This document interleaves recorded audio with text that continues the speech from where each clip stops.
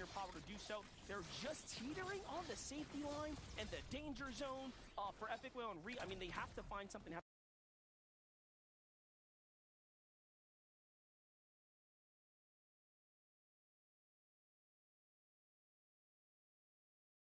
Goes down 3 HP before getting that mini off. A huge moment for Reet trying to stay alive. He only has a couple of seconds to work with. 91 below the damage threshold. Him or Epicwell need to land a monster of a shot on that team below him, and they only have a few seconds to make it work. Reet's trying to trust in Epic to do it, but Epic doesn't find anything. Now it's up to Reet here. Just moments away there. The shot comes in. Even better for the opponents. They're going to get an elimination credit, and it's up to Epic Whale by himself, but I have to assume they're going to be taken out here shortly. Let's pan on over the high ground, though. We have Jamper up top right now. Of course, we saw Jamper switch up his duo, try something new for the new season. Looks like it's going well for Game 1. Yeah, this is honestly, I love his outlook as well. He's a huge fan of competition. He was talking about it on social media, watching EU, getting himself pumped and ready to go for the NA Finals, and already with 2 elimination points, the placement points as well, Booga and Threads, in almost a very, very same scenario, but instead of flying high through the sky, they're one of the teams that is trying to take over the low ground. Well, I've seen all the predictions. I've seen the list. I've seen the top 5s. Booga and Threats are up there somewhere in that mix as teams to perform well. Take a look at Booga. This is where he begins to do best. It's these end games. Bryson Chubbs are one of the other teams on the other side of the barrel here. They're trying to go ahead and fight back. They're 62 above the surge too. There's still about 10 players that have to fall here. A lot of players are still somehow surviving right now. Yeah, and you're actually seeing why. Everybody is saving the flare gun till the end of the game. Rotating. They're trying to make it as easy as possible, but they're just trying to gather that information. The Quentin breaks through, but he goes down altogether. Neto, he is trying to make something happen. He has no heals. He's peeked through the wall. One shot's going to get landed, but it's not going to be enough to get the knock. But he has to continue on. He needs a refresh, though. He has no mats, no heals, nothing other than a trick up his sleeve, or at least I hope. This is a tough spot to be in. You're by yourself. Players everywhere. You see dudes zipping around. And what do? You run for your life. That's what Soneto's trying to figure out right here. And he is just playing through the builds here. Very dangerous game he's playing in, and there it is. He finally gets taken out. Finally, Jamper also gets target off a height. It's Muzz and DGen who is waiting for them, and now they capitalize. We wanted to see if Muzz can step up when it mattered. DGen's here to back him up. They're hurt. Yeah, that stealth pistol just making sure if you land a shot, you mark him for a couple of seconds. That's what DGen's going to use, knowing that he's not getting contested. That gives him the confidence to try to hold on to the high ground. But how long can you hold on to it with teams like Yamzo and Rai still in the lobby? Kanata and Agers dropping down low to ultimate low ground. They have no match, so that was the best play they could have made at this scenario. One of the few teams just tearing it up right now, but they let their guard down. Shots coming from above, and Agers is down. Kanata is now by himself. He is also Mr. Pump when he's got it in his hands. He's hitting big shots here, and now he's up and running. Kinetic Blade to find himself back to the storm here, and just like that, he's still in the running. Yep, solo clutches and Kanata. Name a better duo coming out.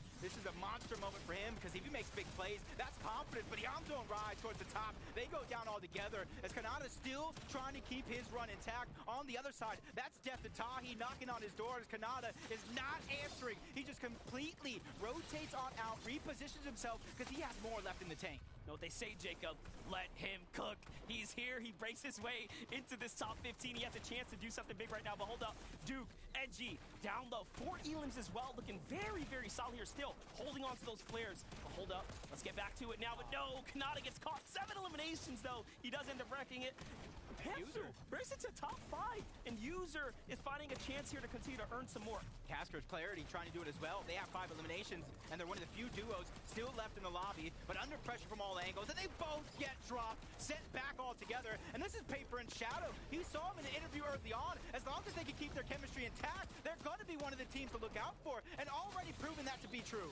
Using the rail, of course, to break everything as well. Shadow is just tearing up things right here. Paper is here as well, still alive. The zone's going to cook him just a little bit. Duke down low, clears things out, finds Paper there, and all of a sudden they find the refresher that they need. They have some mats to finally make a platform here to work with. The edit comes through, Edgy's down, Paper, Duke. Oh no, it's all exchanges here. It's User from nowhere at 6 elims now, and Muzz is the only one on the other side, and he hits the shot, Jacob. He closes stings. I forgot about Degen and Muzz, but that's because they were smooth sailing on the high ground zone after zone. As soon as they were able to solidify it, they held onto it, and you could see one's healing at the top, the other one dropped down low to get the elimination. Going tit for tat there in the end game, back and forth like a little game of tug of war. You didn't really know who had the strength to pull through, but Muzz, when you close your eyes, when you looked away, he was the player there to back it up. Take a look at how Degen was putting down those tags.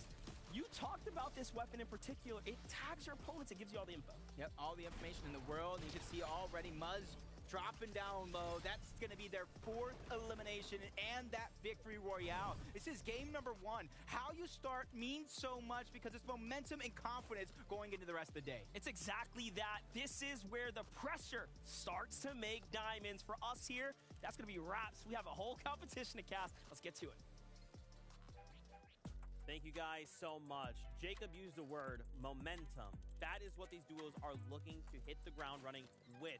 Now, that was just game 1. We have 5 more today, and of course, 6 tomorrow. But for Degen and Muzz, this is how they want to start the competition. Yeah, I mean, a little bit of a home zone as well, pulling all the way over to Shattered Slab. So, that added benefit of landing over there, able to kind of build up to that high ground early on, get some Storm Surge. But honestly, only having 1 elimination going into some of those moving zones and still having a plethora of builds left to keep maintaining that high ground led them to that victory royale. They were definitely keeping their eye on those builds. They were moving through builds, saying like picking up the slack of everybody else's eliminations, and they didn't initially go for that height, so I think they were very patient and took it just in time. So letting everybody on the low ground fight it out, but inevitably they made it work. Height, taking height, getting the shots right, and jumping down when they needed to, Vivid. Yeah, exactly. Jumping down when they needed to is also like the pivotal point, right? Making sure that they kind of both just kept applying the pressure. And Jacob called out, he was like, oh my gosh, I forgot about Degen and Muzz. Forgot about height almost entirely because there was so much action going on down in the low ground, and they kind of just like didn't even involve themselves until it was finding that 2v1 situation, close it out, clean. Chaos is reigning supreme here on NA. Let's take a look at our standings. I want to see if we can look to maybe refine some of that going into later games, but after that first game, Degen and Muzz, they will sit at the top with the Victory Royales. Now, friends, I know in EU, if you guys had a chance to watch, eliminations were a very big chunk of the points, obviously being 4 points per elimination.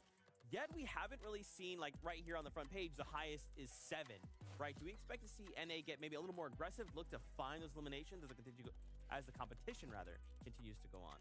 Yeah, I think so. And it's going to be big for some of these big name teams like Kanata and Aegir. 7 eliminations, and 2 of those coming from all spawn, unfortunately being contested. But the fact that they're already up 1, Zeke mentioned it, momentum. So if they can continue winning off spawn, they could do very, very well because they would be a favored duo to like win the whole thing if they weren't contested. So if they can kind of flip that coin and just go like 6-0 off spawn, we could see them at the top of the leaderboard all day. Yeah, and I do think they definitely have that ability to make it even later in the game. He just kind of got stuck in a little sticky situation there, but it happens. I think too, Aegir's going down, leaving him as a solo, obviously have that being not ideal, but I think too, again, like if they can win off spawn, make it late in endgame, we're going to see the points stacking up. More eliminations, Zeke. All of them. Yeah, all of the eliminations. That's what we want to see. Do remember, there is consistency that will also play a factor.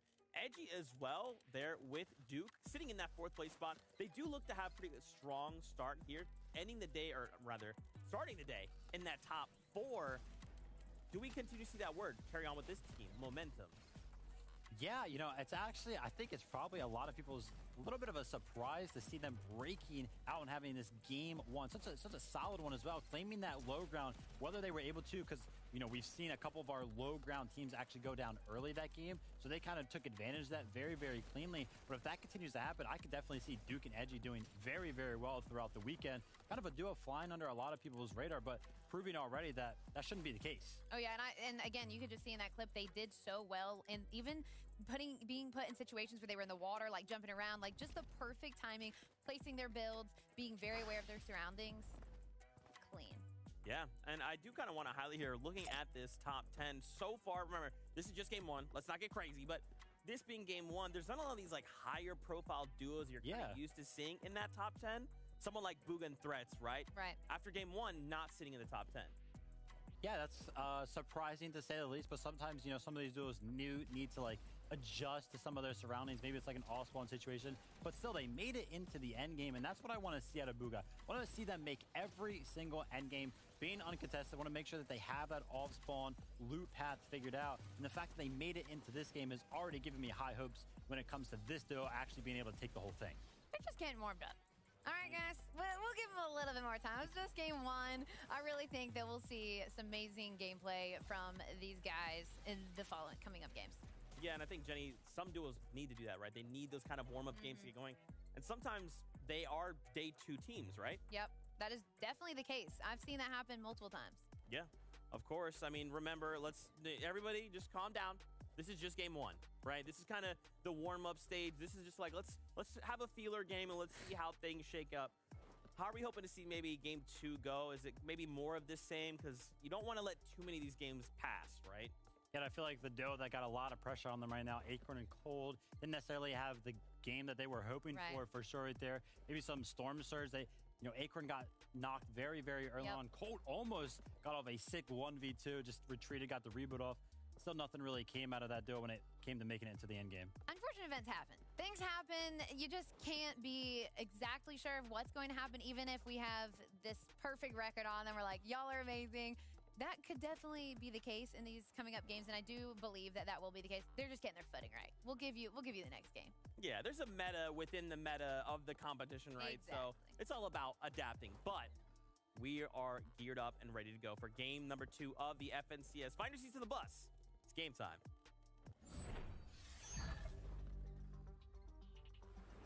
Thank you, Zeke. I got my seat on this battle bus. After that first game, you better bet that I am on the edge of that seat as well. I'm with you, man. It was crazy. My seatbelt's off. Listen, I'm just waiting for the horn at this point to ring off. Game 2's right in front of us. You saw what happened. Teams that were contested, Kanata Agers, survived, and look at what they turned that entire round into a miracle run. Yeah, you're seeing a lot of teams as well begin to use that Shadow Tracker augment, the flare gun with the Shadow Tracker pistol that you've seen them take very, very late into the game. So that makes me ask the question, did they choose to keep it? Is it something that they're having their blueprint, or were they just that down bad and they just made it work? Well, the truth is they absolutely made it work. High ground was king there. I thought Epic Whale and Reet were going to be the team to turn it around. Incredible to see how they had the pulse rifle, right? Everything that you can possibly ask for and then still fall behind in Surge. I wonder, what is it that they have to do to go ahead and tweak their spot, right? Because they're together. They're one of the few teams that are also literally playing in the same household. They should have the land buff. Yep, and luckily that we get to find out very, very soon what's going to happen here on game number 2, because you heard the battle bus. It is ready to get going. What adjustments will be made from these players? We got a north to south bus with a little bit of a western lean, so some of these teams that may not have had the best off spawn will get a second chance to go at it again. Well, I'm already rooting for Cease and Tragics. I'm already rooting for Kanata Agers, Chubbs, and Bryce. Okay, this is a fight we did not get to see kick off. We do know, however, that Shadow was in that endgame with Paper and no Paper. Chopped down Shadow as well, right? And quick. What went wrong? They must have just gotten beat to the drop this time. Looked like a full-on 50-50 for just one chest. And you don't win the chest, then, well, that's it. It's Kanata and Agers trying to go 2 for 2. Great shots landed from Kanata right out of the gates. Here's that Agers needs some help over on the other side, but he pulls out a big one, taking down Giants. But Sprite, he fires back. He takes down the Kanata. And now at this stage of the game, that Siphon's going to be a must because Agers is hot on his heels. He has the Havoc. He has the tactical pistol. So the Siphon's going to come through. That's going to allow for Sprite to stay alive that much longer. He's doing a good job fighting back. All he has is that compact SMG. Even a splash to get him that much closer to full health. But it's not enough to outlast Agers. Ooh, but the tags, though, there's a team coming in quick. They even shoot the downed body, and Kanata falls there. It's Labucky and Okis sliding on in quick as well, not looking to give them any time. They have kinetic blades, too, so if they really want to push, they absolutely can right now. Yep. Kind of watching a lot of streams, looking at a lot of what people think about how this is going to go down, and they knew this was going to be a lost spawn exchange at the racetrack, but Labucky and Okis, they're the ones that are taking advantage of all this. Instead of just landing at their split drop, looting up, they went straight for those kinetic blades, and now that they see a fight was going down, they're just trying to play janitor to clean it up. I like this, though. Agers does manage to time his exit just sly enough that he doesn't get spotted out. Okus doesn't seem to catch wind of him either, and Bucky and crew are just like, yep, you know what? This is our racetrack now, and they get to claim the true spoils, honestly, the free shield and everything else in between here. What a time. Rotate. Now Kanata and Agers have to really think about that. Think about so much off spawn as we saw them late in the game. Hello? 4 helims.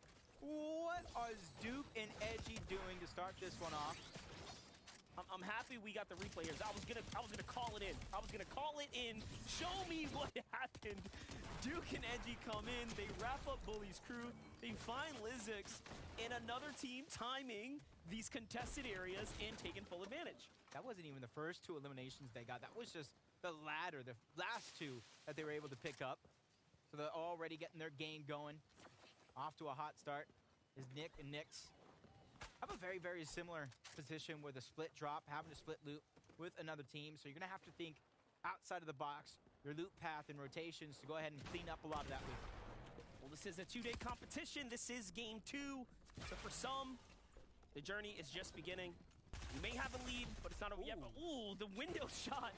Commandment just showcasing that game knowledge right there, waiting for his opponents to go ahead and slide his way through. Now, these are metal structures behind you. You notice the Commandment second guesses trying to shoot through that. That's not going to work. Yep, it's going to take a whole lot of pickaxes, and now he gets himself trapped in the box. And no, unfortunately, small mistake. Those walls have a ton of health. That little difference there. That's why he got caught. Yeah, and then Yusuf just coned him not once, but 2 different times. Seeking the distance here, and that goes down. He's just surveying for information. Visuals and Braids over towards Anvil Square. This is going to be a 2v2 that is going down against G Money and Dom. I've seen G Money throughout the different weeks of qualifiers. Definitely become a fan, but limit Braids and Visuals. They're no slouches either. They don't back down from any fight, but a couple shots fired off with the shield cake down that they know he is weak. I want to see what he can do here. Sliding around. Looking for a more defensive play. He gets back to the box. He had plenty of loot here. This is what the fight's over now. You can see Anvil Square yielding out tons of great upgrades here. But the loot cap, man, got to get to it. Yup. I was going to say, it's not really worth sticking around and fighting for. You really got to get back to the farm here. Need your mats. Got to set yourself up for those mid games. You'll see this happen a lot amongst the top tier players. They'll start a fight. Maybe it's just not worth completing, right? And just go ahead and back out. It's totally fine. Saw Mason and Scope there trying to sneak up third party, but from one side to the next.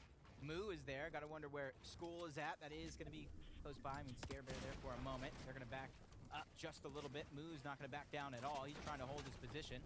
He thinks he does have the advantage, which he does with a little bit of height, but he has to watch out into the distance. That third party is there. But a little bit of a blessing as it allows him to get a little bit more Storm Search in his back pocket before disengaging and rotating all together. These are the things you have to watch out for. If him and Scare don't necessarily have mobility, they can't lay it all on the line in a fight that is in Storm. Looking at the feed there, Scope does find visual, so it looks like things concluded on that side. Now we get to hop in with Booga and Threats, who has the bridge for themselves here. It's going to be able to cap out their metal. I'll put the rotate here. Threats trying to put himself in a more prime position. They do have zone 2, so very excellent spot to be in here. And already in top 10. Not bad. Just like last game, though. Got a south zone with a western pull. Teams got to start catching on to a lot of where the zone is going very, very early on with the kinetic blades. You don't want to get caught out. And talk about getting caught, though. Kanata, he goes down. That's a Yamso who's able to find that first elimination. And once again, just like last game, Agers is left by himself. He was able to put up 60 points in that last game. Some of it as a solo, some of it not. Let's see if he can do it again. It's crazy how he's actually managed to find a functioning loadout, though. Even though he was completely pushed off of the racetrack, literally bounces back, brings back Kanata, Kanata falls again. And remember, they're in the top 5 right now. Yes, it's only game 1, but an excellent performance for a team that's being contested. You find yourself with such a huge advantage. You do not want to give it away. You already have one of the biggest challenges and hurdles in front of you. It's staying alive for Dragon and Elise. They are staying alive too. They wrap up now. This is the second time now we've seen this team pretty much tackle a crew like Nounsy, they're looking very well here. Yeah, it's a team that I feel like it's just only a matter of time before they continue to perform at their potential, at their ceiling. They're one of the teams that kind of benefited to the combined regions, going on over to Central. Their ping got that much better. So I expect them to kind of continuously progress as the days go on, as Visuals ends up in a tight spot. He watches Braids go down, and Dom on the other side, he's going to be on the receiving end of a huge trade. He needs that siphon if he's going to be a solo. You can see that excitement on his face. He was animated. He was feeling pretty good, but Scope, Mason come right on in, finish things up. Dust under the rug. Muzz and Degen, after game 1 victory, looking pretty good here. Slow and steady wins the race for them.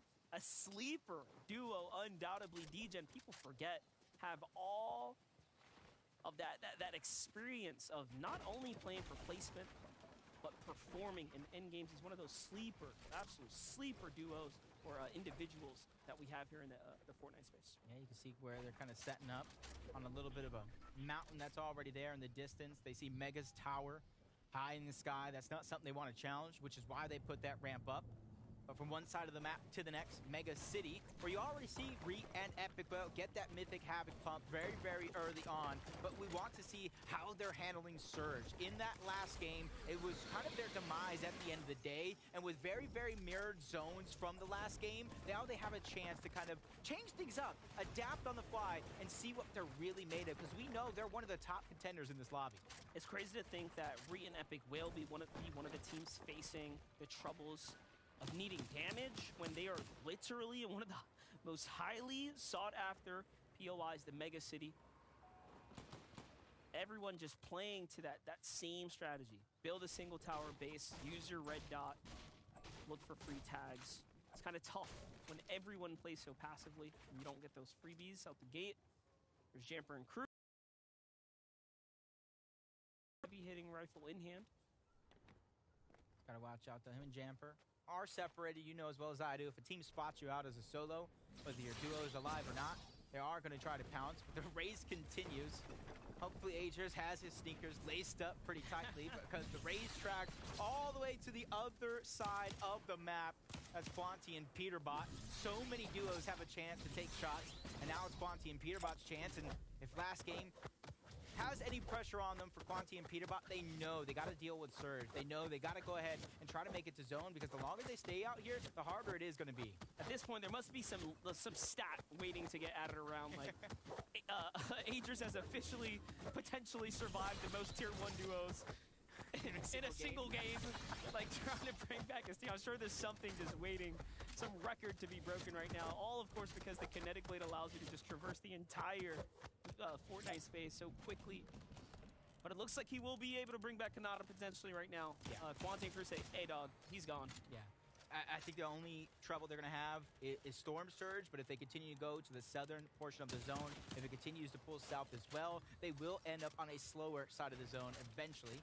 Poyo with Sphinx, a team that I love to see perform week after week, and you can see during the weekly finals, 8 of the 18 games were won by a contested duo in NA, and that's huge, because a lot of people kind of see it, I'm doomed, I'm a contested, my FNCS is over. This is writing a whole different script right before our very eyes. Yeah, the thing is, like we said, historically speaking, the stats say if you are contested, you don't have too many chances at bringing home the full championship. Not a single team has been able to do that. The best placing we've seen is actually around 4th, I believe. So that is about as difficult it can get. But I would say in recent times, it's changing. I think we're seeing better performances from teams that are contested as teams manage to become more consistent. Acorn and Cold, team that everybody in Fortnite, or at least the large majority, kind of counts as one of the favorites to repeat back-to-back here at FNCS Major 2. But with only 8 points so far, there was only a couple eliminations in that first game going down before a lot of that placement begins to pick in. They need to start getting on pace here, a pace that we know they can have. And do keep in mind, let's frame this picture for everyone. This is the most competitive lobby we have ever seen as far as the North American region goes, because we have this full-on merger. The player base is larger.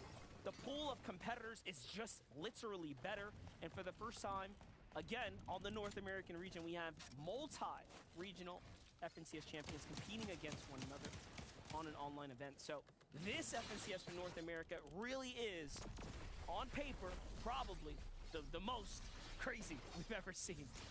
And with only 3 spots up for grabs for that global championship at the end of the year. Yeah, that's why teams are making that big risk. Dejin and Muzz winning game number 1, taking high ground very, very late in that game. Now they're going for Rift Island early, but another team is slowly but surely trying to close that same distance. While what was free in game number 1 for Reet and Epicwell may not necessarily be the same here for Dejin and Muzz. We talked about that from game 1 to game 2. There's going to be players and teams that become more and more bold with their decisions. These Rift Islands are not just going to be given away. Teams are going to begin fighting for it. When you need to take your game and make the best of it, you have to go for the best odds, and best odds means get the best weapons. That's the 2 teams that even land near Shattered Slabs, and that's Death and Tahi that have that vault loot already. And if Dejin and Muzz know it's there, they know to watch out. That one-shot potential can end your run in a singular second. And that's why you see them trying to break through. They're trying to get the piece control underneath their own as Dejin kind of repositions. I don't think this is a fight they want to go ahead and continue to take. No, the margin of error is so slim. Doesn't even have a shotgun. Not only that, they're in first place. There's quite literally no reason for them to fall this early in the game when you have an entire game of Fortnite in front of you. How much is that rifle worth to you? Not that much. They did just fine without it. Yeah, see if they can kind of perform with both the Vault Loot and the Rift Island. This is going to be something that's inevitable. It's Dragon and Elige. We saw them win their off-spawn exchange to start this game off. They got 8 more points to their total and quickly rotating from point A to point B and always trying to gather that information of a team just trying to rotate for free on the outskirts. They're going to go ahead and land a couple of shots, but with so many superstars in this lobby, Kelly, I got to go ahead and throw it to you to go ahead and let us know what some of the other teams are doing. Well, if we're talking about superstars, then of course we have to talk about the multi-regional champion Muzz. Not only representing Oceania, but also a North American East champion, and now looking to claim his spot as the NA Central champion. And grabbing that first VR from game 1 is a great start to it. And with the zone pulling back again over to Shattered Slabs, game number 2 might be in their pocket. That's an excellent breakdown there, right? And we did see they gave up the Rift Island. So they actually said, hey, listen, let's just get on out of there. Judging by the loadout, Ager's loadout did get a little bit better. He ends up with a shotgun now. So at least there were some upgrades for them, but it's cost him so much. He hasn't quite found the material that he needed. They were already desperately trying to farm their way back in. Ager's and Kanata right now are back in the round, though. They can fight back for this. Yeah, 2 different teams now trying to make it a focus. But that north side, that team that was trying to focus them and make a mean sandwich, they get kind of flew past on the other side, and it's forcing them to rotate. You don't want to be the team that falls behind on the congested part of the zone. And Aegis and Kanata, they have so much to worry about. Storm Surge, matting up, getting resources, and rotating the zone. And that's why you see teams like Epicwell and Reet, they're flying above. They're trying to get there first so they can continue to gatekeep these teams out. Yep. On free time, they may be friends, but here in this lobby, everyone is an enemy. Reet and Epicwell right now have to really claw their way back from the gutters right now. They're currently standing in 29th place. The Surge is now active. Give it a second. Let that number on the side upgrade. Wow. There it is. We see it. 53 below. Once again, for this second time in a row now, unexpected to us, Epicwell and Reet find themselves under the Storm Surge. Similar zones in back-to-back games, forcing this team to move from Mega City to the west. But you talked about these champions, not Acorn and Cole, but Bolts and Thoric. The reigning champions from the former NA West region before we combine into just NA, and the shots are firing through. Reet's trying to escape, but he goes down. That leaves a lot of pressure on Epicwell, and you can see he's not rotating straight to be the savior. He's just trying to stay alive. You got Bolt and Thoric on one side, Iyamzo and Rise on the other, and a whole nother team right in front of them. So Epicwell, as his solo, definitely has his work cut out for him. Man, the struggle that he is on right now, you can see it playing out. Yes, he finds his tag, but he is a man down. Take this fight by himself. Potentially, I think he's eyeing out Larson. I believe he thinks he's a solo. And he's feeling better enough to go ahead and push forward. Doesn't quite find him. Almost caught him there. Now things start to slow down. He did hear one splash go down. Yep, that's going to be enough for him to pump the brakes here. Sees that there's a player also inside the building. He is surrounded. Danger everywhere. Yeah, they know somebody else is there. That's Larson and User. They were the ones who took down Yamzo literally just seconds ago, and that's why you see Rise just trying to hide, minimize the amount of audio cues that he has given up to try to stay alive. These solo points mean so much in a 2-day tournament. And that's exactly why you see Agers literally flying around the map as a solo just to get Kanata back, not once, but 2 different times in the same game. If they're able to...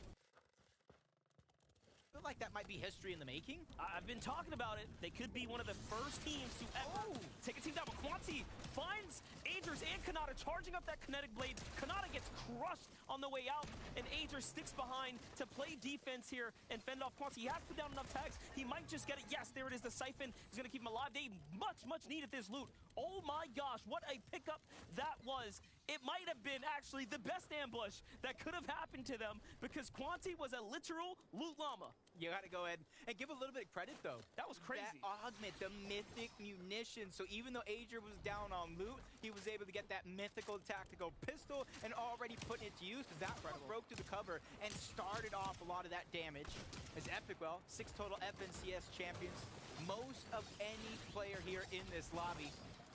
This is what somebody is made of. This is what makes somebody a champion. And all these points that Epicwell could potentially pick up as a solo is really going to mean the difference from a team with their backs up against the wall with only 2 games played and a team that has a little bit more comfortability on their side. I mean, there's an apple there. I don't know what you want to do with that, Epicwell.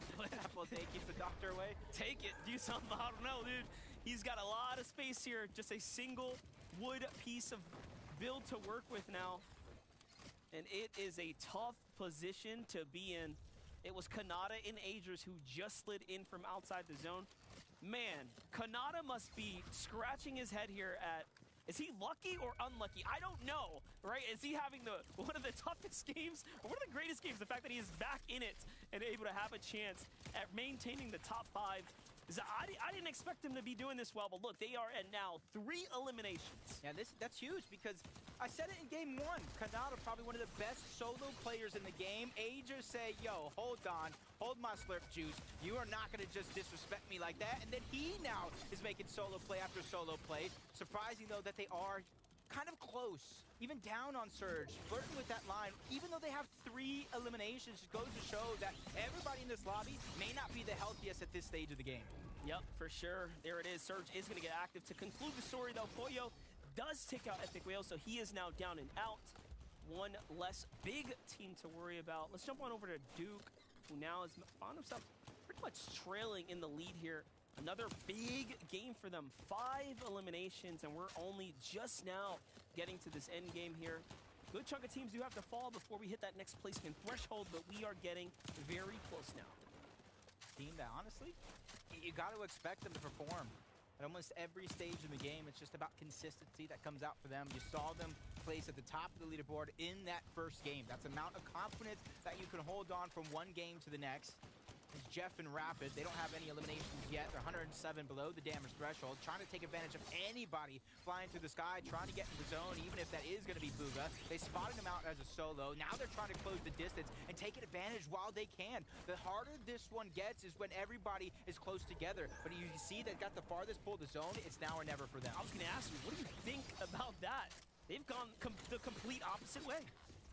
Hey, that could be a blessing in disguise because while that whole right side of the map is so congested, it's hard to go through, the left side doesn't have that many people, but it makes it easier to spot people when you look back. And Jeff was on the receiving end of so much damage, but it's a trade for him. That's the way he's viewing it. Still 12 damage to go. He's 168 now thanks to Rapid finding a couple of shots on the other side. But with everybody already beginning to rotate, that's going to put them in such a tricky position of when and where they're going to find their own rotation. I will say you love to see both pairs or sides of the duo putting up the numbers and performing. Jumping on into Tahi and Def here, 2 eliminations for them right now. It's a very tight spot to be in here. They're very much below the surge. Shots are coming in as well. That's only the beginning of their troubles here as the dust starts to settle. Thoric is going to fall to Sphinx there. Batch finds one too, so big fights going on here. Tahi reacts, though, onto Pump. Pump thought he was going to get himself a nice little tag there. No, sir. Yeah, it's one you don't expect for somebody to have that mythic Havoc Pump, the one-shot potential. Trashy daring enough to try to peek back. A trade-in shot's going to advantage side as he takes down Tahi as well. That's going to be a huge elimination because not only is he able to get Pump back into the game, he got himself his own Mythic Havoc. That was good, though. You know, trashy Pump, the way they played this one out. Yeah, Pump got hurt, but he calls it out. He said, nah, bro, finish him. That was a lucky shot. Don't worry about it. That was pretty crazy. Let's jump into Clarity G. Casker here, finding themselves in the line of sight of Batman Booga here. They just lice him up just like that. Batman Booga, no, scratches the head. Tough. Getting caught out on a rotate right now. Tough position to be in. You hate to get laced up like that. Yep, from Batman Booga, though, to Booga himself. Him and Threats just going through 54 points so far. Mythic munitions as well. And that's a great chance to really find the surge that you're looking for. Even though they're already above, you're able to fire shot after shot after shot and just laser people out of the sky. Even though Booga's going to try to lead the charge, leave Threat to deal all the damage as Kanata is down. Ages once again by himself. But honestly, Kanata said it himself a few seasons ago in an interview. I love my teammate. He can pop off. I have all the trust in the world. And now he's going to have to trust him again. And we're really seeing it play out right now. And not only that, Kanata, he was brought back, finds an elimination before getting taken out again there too. So this is now 4 elims for them. They're right back into the game, but still below that Storm Surge threshold. This could be the thing that topples them over. It really could be now. We've seen them overcome mountain after mountain, but how many times can they jump this hurdle? How much stamina do they have? Agers here, looking to battle out. Eyes up, high ground says, wait, that's just one player. Thinks about it, misses though. They don't build out in front of him, and he does touch down just in time to go in and heal up. But let's jump to Fast. Let's jump to Pam still. The French Canadians are here. Already popping off in game number 1, trying to have that repeat performance. Over 600 above, and immediately trying to get to the front side of zone as Agers goes down to a Liege. Acorn and Cold, they're able to take down a Liege himself, leaving Dragon as a solo. And finally, they're proven they are the team to beat, but they still got more to do. Cold gets chunked out. Acorn has to be the IGL and lead the way and allow for Cold to buy some time and stabilize himself in this position. That's already going to come to fruition as Duke also by himself, trying to look to the backside of the zone, trying to catch anybody off guard, but he doesn't necessarily need this elimination. It's information that's important to him. On high ground, Booga and Threats get taken out, though, and the flare guns are going out as well, so the information is given out to the lobby here. Bryce, Chubbs on the ultimate low here, trying to size their way around the sides here. Threats and Booga have to fight back for it.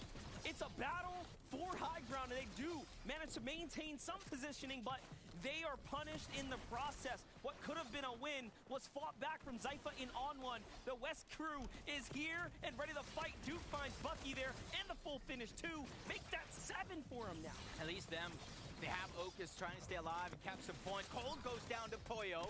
That's going to leave Acorn by himself, but we know he was already in shambles, so it might be a blessing in disguise for allow Cold, or Acorn, I should say, that freedom to move around as a solo where you don't have to worry about anybody else. Clarity, Caskers, they get sent back to the lobby, and Poyo, who week after week, all 3 weekly finals, has been surprising us with him in Sphinx, but now he still has some more to prove as a solo. Big names under the belt there, but Pansto is now by himself too. No teammate inside here. Elevation's looking a little spooky here. It's like, I got to get down, but I don't want to be the first to touch down. Acorn tries to go for it, gets caught on the way on down.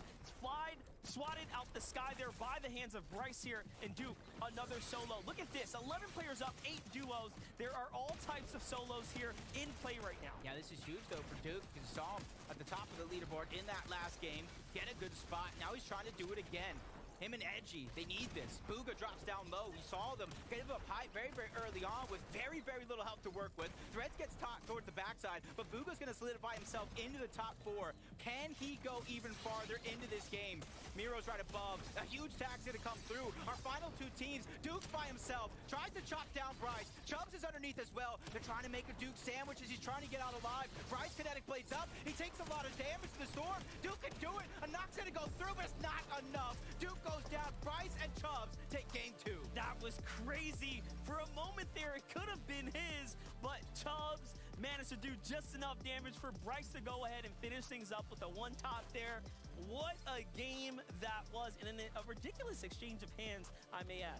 Yeah, it was kind of going to show that Chubbs and Bryce, even though they might not necessarily be the most known, they might not necessarily be seen as the superstars of the region, that means absolutely nothing to them because whether they're going to take it by storm, take it by surprise, they're going to take it no matter what. It's crazy because it could have ended right there. Bryson Chubbs had a moment to fight back, and they took advantage of it. They found Booga too. What a way for them to close it out. Yep, with after 2 games, the leaderboard is already being shaken up. And Zeke, we need you, man. We need you to make some sense of this. Listen, Jacob, for a moment there, I just blinked and I feel like I missed it, you know? Chubbs was just smooth, dude. This guy was slick with it, just boom. Kinetic blade, boom, boom. Eliminations left, right, and center. But for Bryson Chubbs, hey, a Victory Royale and 8 eliminations, Vivid, on a stage like this, with a caliber of duos like this. Yeah. Statement. Well, we actually saw Booga and Threats were on the high ground, and then they got shot out, and I feel like, Bryce and Chubbs, they just took full advantage of that, ended up on the higher ground. Since it was so late when they actually were able to get up onto that layer, they were just able to build out for the rest of the lobby, let everybody else fight, and it was close there at the end. I think both of them collectively had like less than 100 HP, and Duke was alive, almost, giving him the chance to 1v2 them, but there you have it. They're just built all the way up here, waiting for everybody else to kind of fight it out on the low ground. You were saying, too, like, if you blink, you're going to miss it. We could just see in this replay.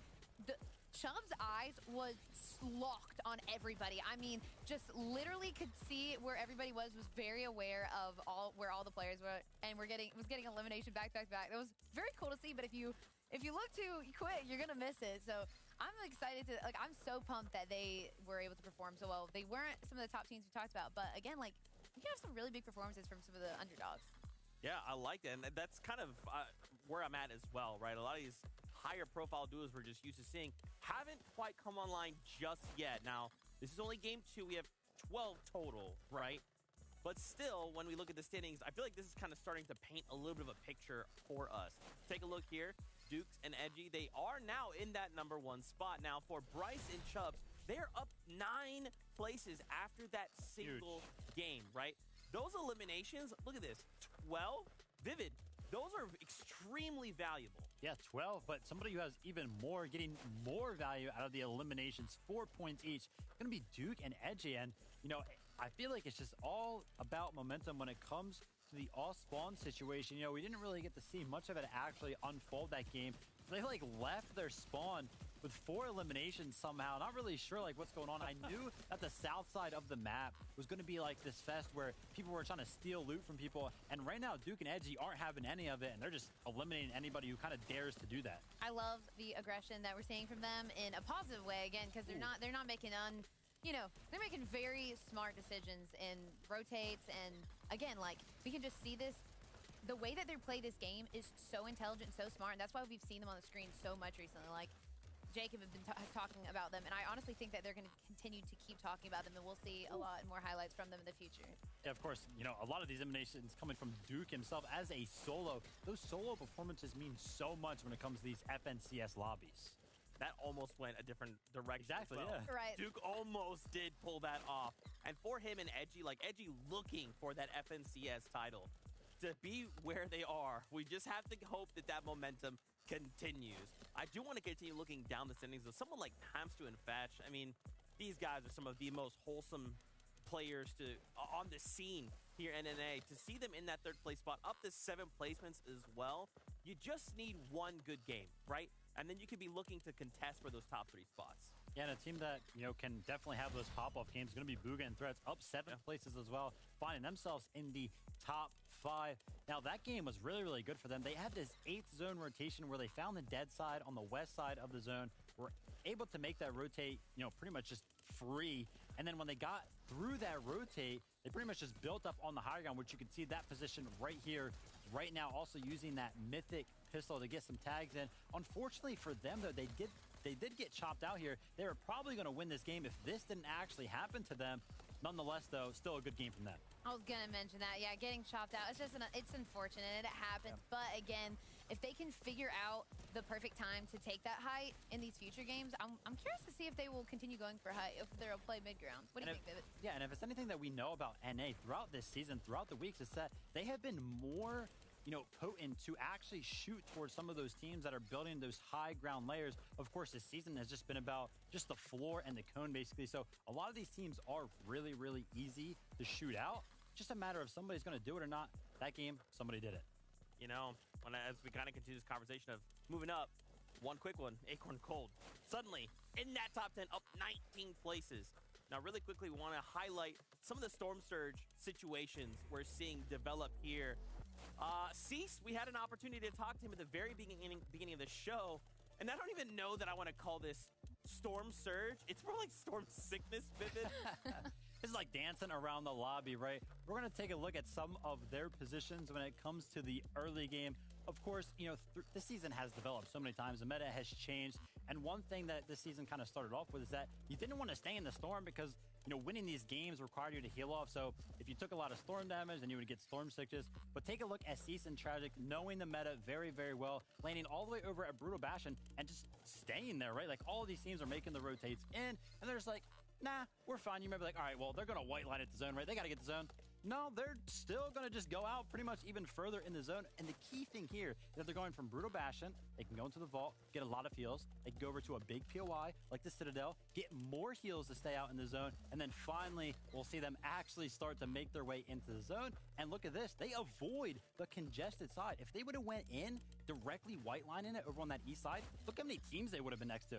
Now, coming in over here, just a couple to deal with. Yeah, and it is very interesting because, again, like we talked to him, and he was very confident about their strategies and their gameplay coming into this. So I'm sure that they have a reasoning for this, and maybe we'll see it in these coming up games.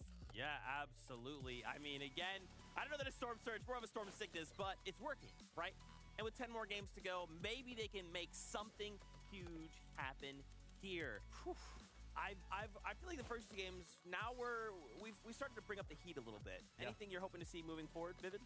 You know, Cold got 5 eliminations that game. Acorn doing his thing, solo impact points. More of that. Love to see it. I'd love to see it. Agreed. Yeah, I just want to see these teams to continue to put their foot forward and put up the best performance they have. Hey, it's now or never because we're drawing ever closer to the conclusion of Major number 2. But we have more games. I want to watch more Fortnite, and I know you do as well. So let's get back to all of the action. This is Game 3.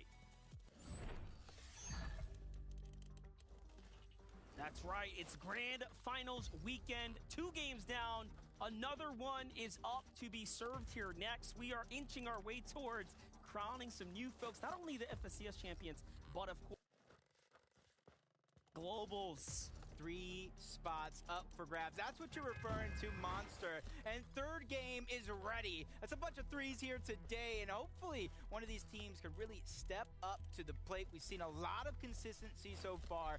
Duke and Edgy, Bryce and Chubbs, Pams to Infat. Somebody has to start to slow these guys down and take their own game under control as much as possible. You don't want to end up down on the leaderboard day 2.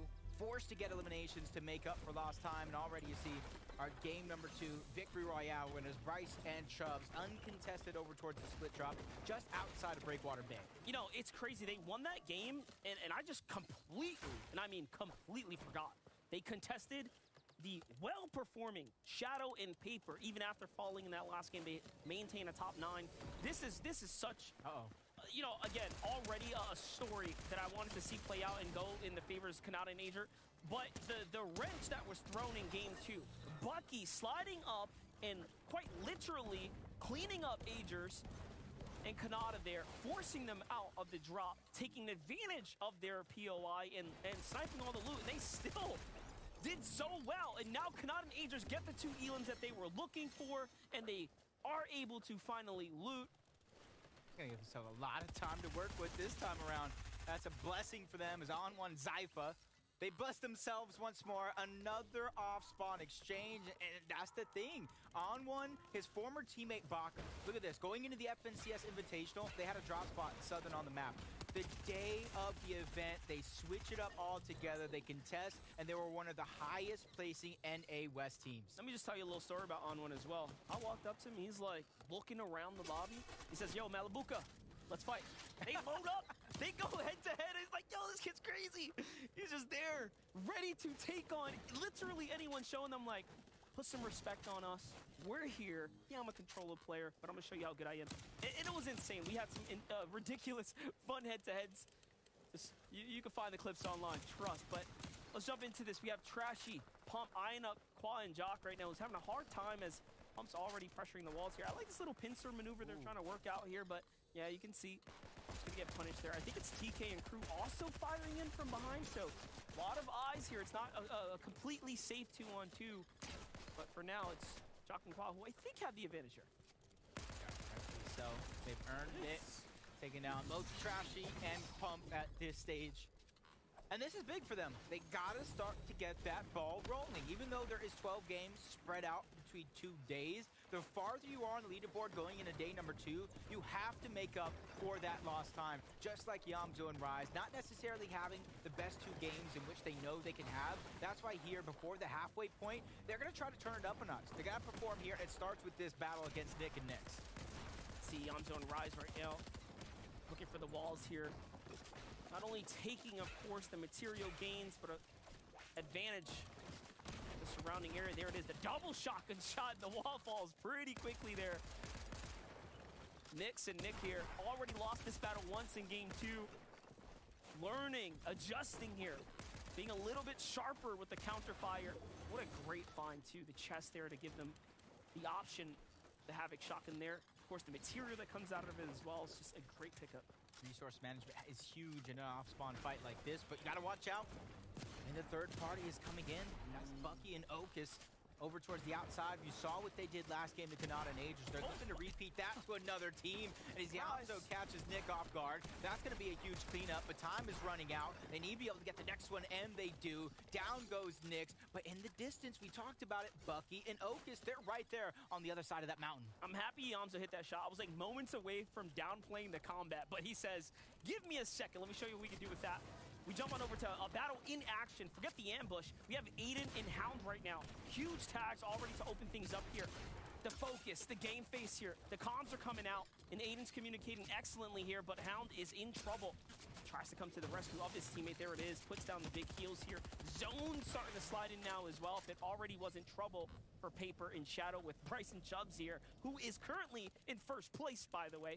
Now they have the Storm on top of them and a fresh duo. Yeah, there's a 3 stack of teams here, and the shots you saw moments ago coming in from what some would think is a third party. It was actually a fourth party. It was Clarity and Caskers that land actually at Breakwater Bay. You see them right there, their mini-map, that little bit of an arrow. They still are looking out there. That's a huge opportunity for them to take advantage of early game Storm Surge and all these teams that are being held out. And already you see Chubbs, Bryce, you talked about them being contested for Paper and Shadow. They're going ahead and trying to move north. For a lot of these teams, early game Surge really kind of shows and puts your path right in front of you for the rest of the game, because if you're down on Surge, you didn't find it, well, you're going to have to get that Surge regardless.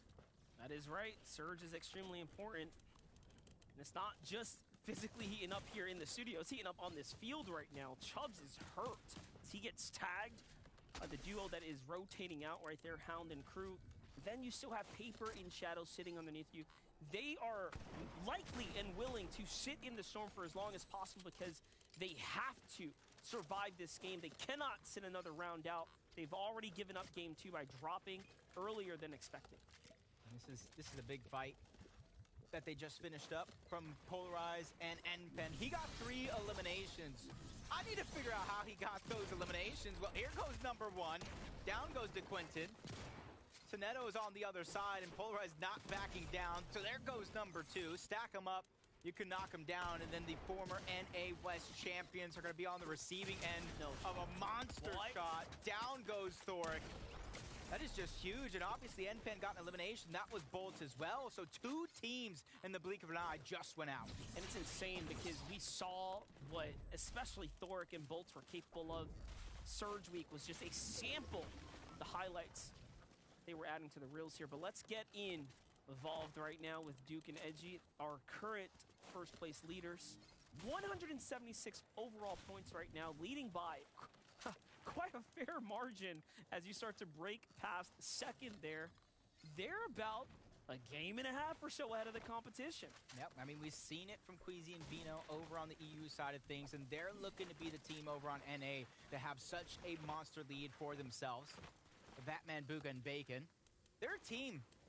When they're able to get things going, it is like a freight train. They are hard to stop, but until that point happens, they're just kind of an up and down, a roller coaster of emotions as DJ and Muzz, the victor round in game number 1. But just like in that Cash Cup yesterday, they gave themselves a very, very early lead on the leaderboard. They just just were unable to hold on to it. So I'm just hoping that was a kind of a bittersweet feeling. Didn't perform well in that duo Cash Cup, but you're able to kind of adapt and fix your mistakes on the day of that madly play. I agree. You have to fix your mistakes in real time. You don't have many chances to do so otherwise. We are in game 3 here. Literally, after this moment, we'll be past the halfway mark. When you're having fun, time flies. Again, Muzz and Degen did take that first game. They are already feeling themselves up right here. They picked up a win today. Yep. Even though they did know a solo was kind of there, I mean, they got the first elimination. They're just not getting greedy. They know they're already deep in the zone. They can't go ahead and sacrifice it. The Jews are in Jamper, 96 points. This duo is performing exceptionally well on the day, and already with Mason going out, not getting knocked, you know, him and Scope are back to the lobby. Yeah, big pickup right there. Eases things up. Recently browsing Twitter, looking at Scope, post some clips up, and my gosh, the chain of headshots this man put just recently makes you really wonder if you have good aim or not. You start to weigh up the competition, but Jamper right now tagged in a rotate here. Eyes on sight of Casker, Clarity G. You can see the chug barrel animation leaking through the wall there of Casker. That just means he's sitting there, he's healing right now. He's willing to take these trades, these open exchanges. If anything, he's actually asking for you to look in and shoot. Wow. Both games today were won by teams without a victory royale during the weekly finals. It just goes to show that sometimes those are just proving grounds. Those are lessons being learned day after day and game after game. But in the first 2 of today's games, we had southwest zones where we're going to pull a complete 180. We're going north for the winner with an eastern lean on. Well, if you think back to majority of the interviews we've had with professional players, they quite literally say, hey, listen, I love finals lobbies. It's just different. Yeah. It's honestly easier for some. They just perform better when the stakes are the same and they know exactly who's in their surrounding environment. So preparation goes a long way. It's no surprise, I think, that the sample size of wins are starting to open up now as we're getting to these finals lobbies. Let's jump in with Lawrence and Hide and Seek here, though. We were hyping up Hide and Seek earlier as, again, an individual alongside Lawrence who have really, really found their stride in the recent weeks here. So find their way all the way through to the most difficult North American lobby to date. Yeah, both of these teams kind of looking out for each other. Macwood, Commandment, Seek, and Lawrence. They got the zone for now. The only question mark is how much surge do they actually have? And if they have it, they really got a sense of comfortability as they don't really have to rotate far. They don't got to be stuck behind everybody else. Like Visual and Braids, they're trying to beat other teams to the punch over on this eastern side because the more and more it does begin to pull, the more congested it is going to be and the harder it is for everybody to find a safe spot in zone.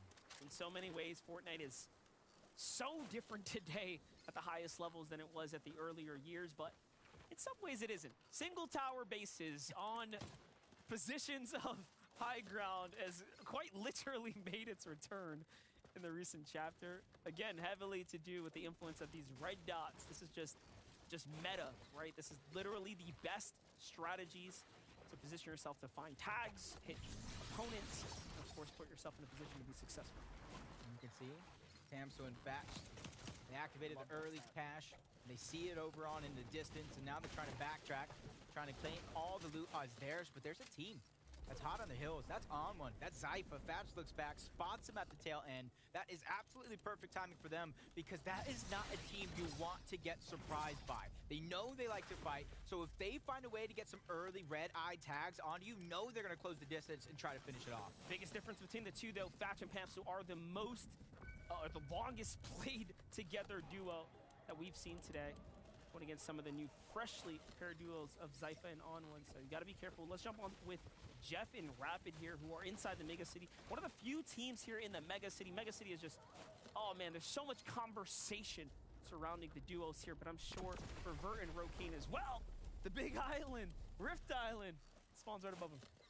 Just are they going to be the team that goes for it? They're the only team here now, and already up. There's going to be Vert, the first one to reach the top. And interesting enough, there are very, very few teams that can even contest it at this stage in the game because there's nobody in the distance. It's like they got themselves a center of their own zone. So the longer they can kind of position themselves there, the better it is going to be. And for Rokane, you look at his loot, those pulse rifles might be a must, especially if you depend on where you're at in terms of that storm surge, because now they have the highest elevation on the map. That's right. We got a complete environment shift here the last two games. Southwest pulls. Now we getting up to this northeastern side, very far east as well. The true chance this starts to pull as far as possible. But for us, though, we, of course, got to get caught up. Let's talk to Kelly. Kelly, fill us in.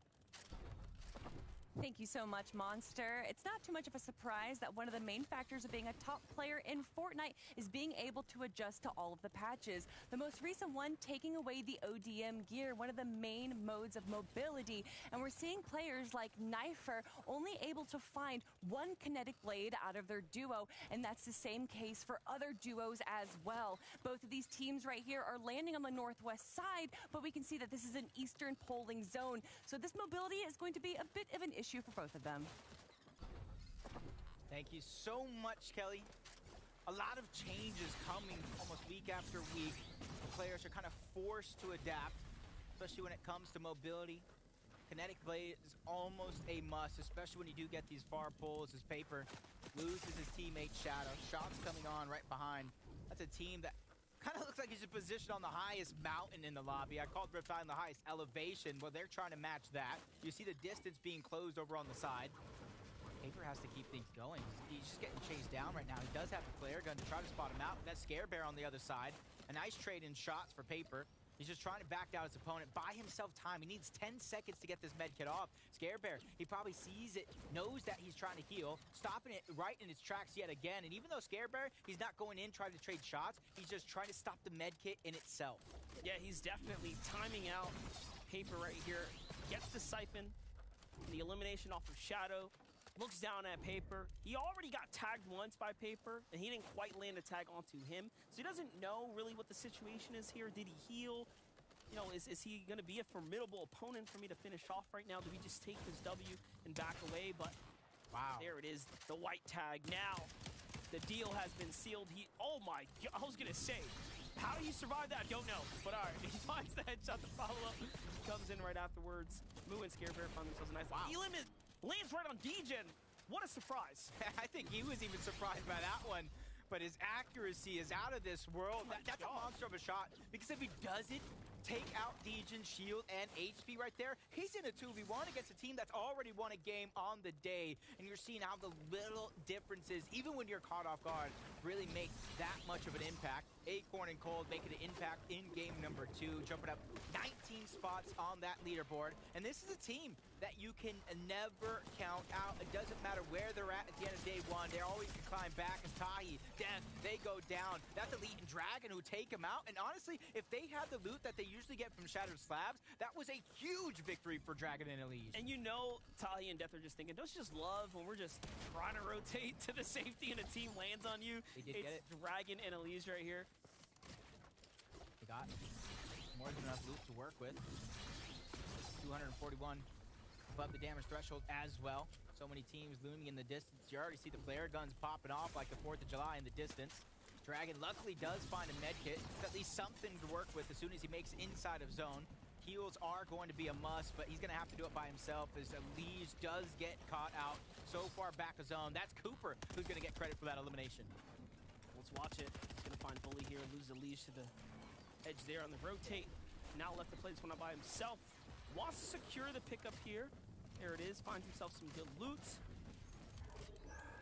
But things are going to start to escalate pretty quickly here now. The congestion is really starting to show its face there. Degen and Muzz, though. Let's jump back on over. The team that was hit by the surprise fight before finds now the opportunity to take down Lawrence and Hide and Seek. Another team fires in, and they actually pull zone as well. That's going to be a sweet surprise as they're up here isolated already, taking on this 2-on-2. Big chance now for Muzz and Degen to really start to break away and catch up to those teams inside the top 10. I don't know who that was over towards Lonely Labs, but they were that third party that you never want to invite to the party again. It was looking like it might have been Pars. Bach over on the other side. Finally, they showed themselves here in game number 3. I talked about them in the Duo Cash Cup last night. They won back to back to back victory royales, 10 eliminations, and 8 to kind of close it out. They got to figure out a way to channel that same style of play here in the finals. They definitely have more than enough games, though, to kind of figure it out. That's right. I mean, we've been hyping up the fact that, you know, the difficulty of the lobbies are showing itself here in the FNCS, but yes, exactly, the cash cups as well.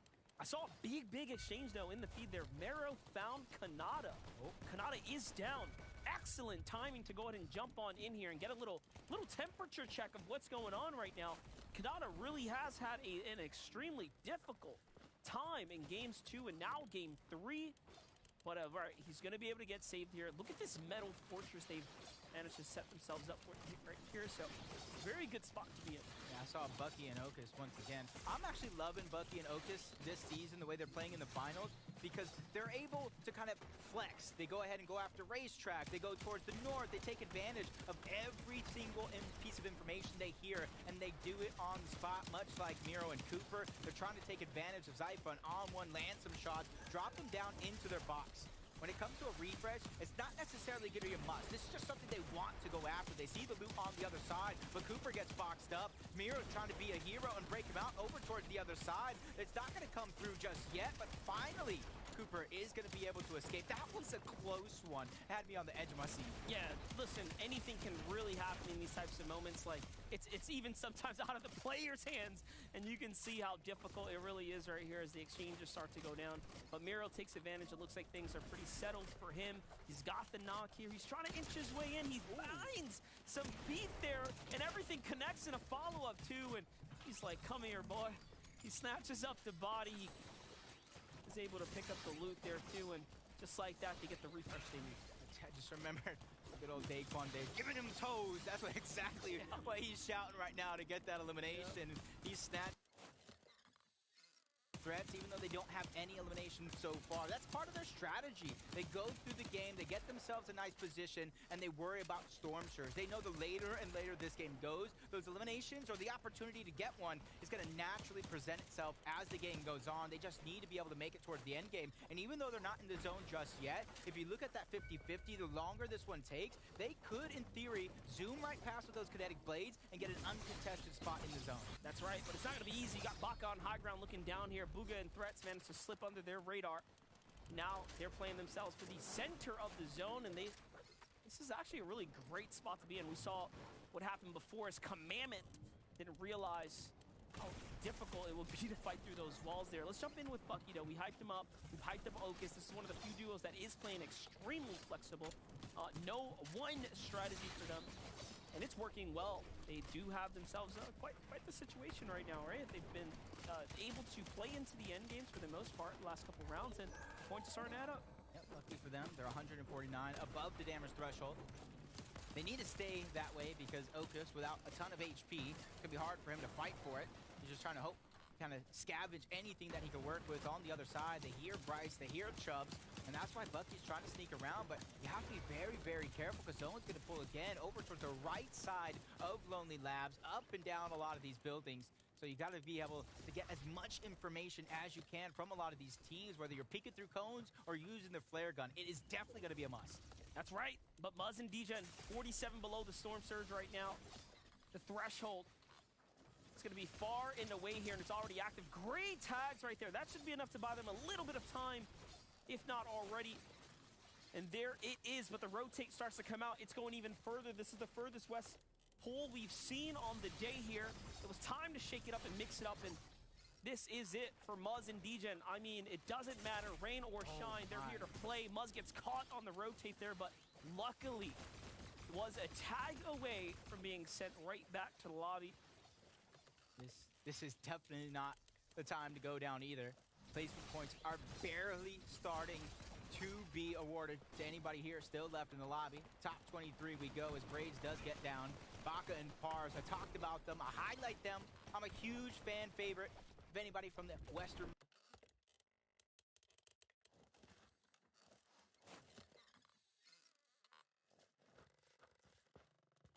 Mimic what they've done on the day yesterday as they're trying to put pressure down from above. Once again, we're seeing another team utilize the mythic tactical pistol from the high ground. This is something we've seen last season as well.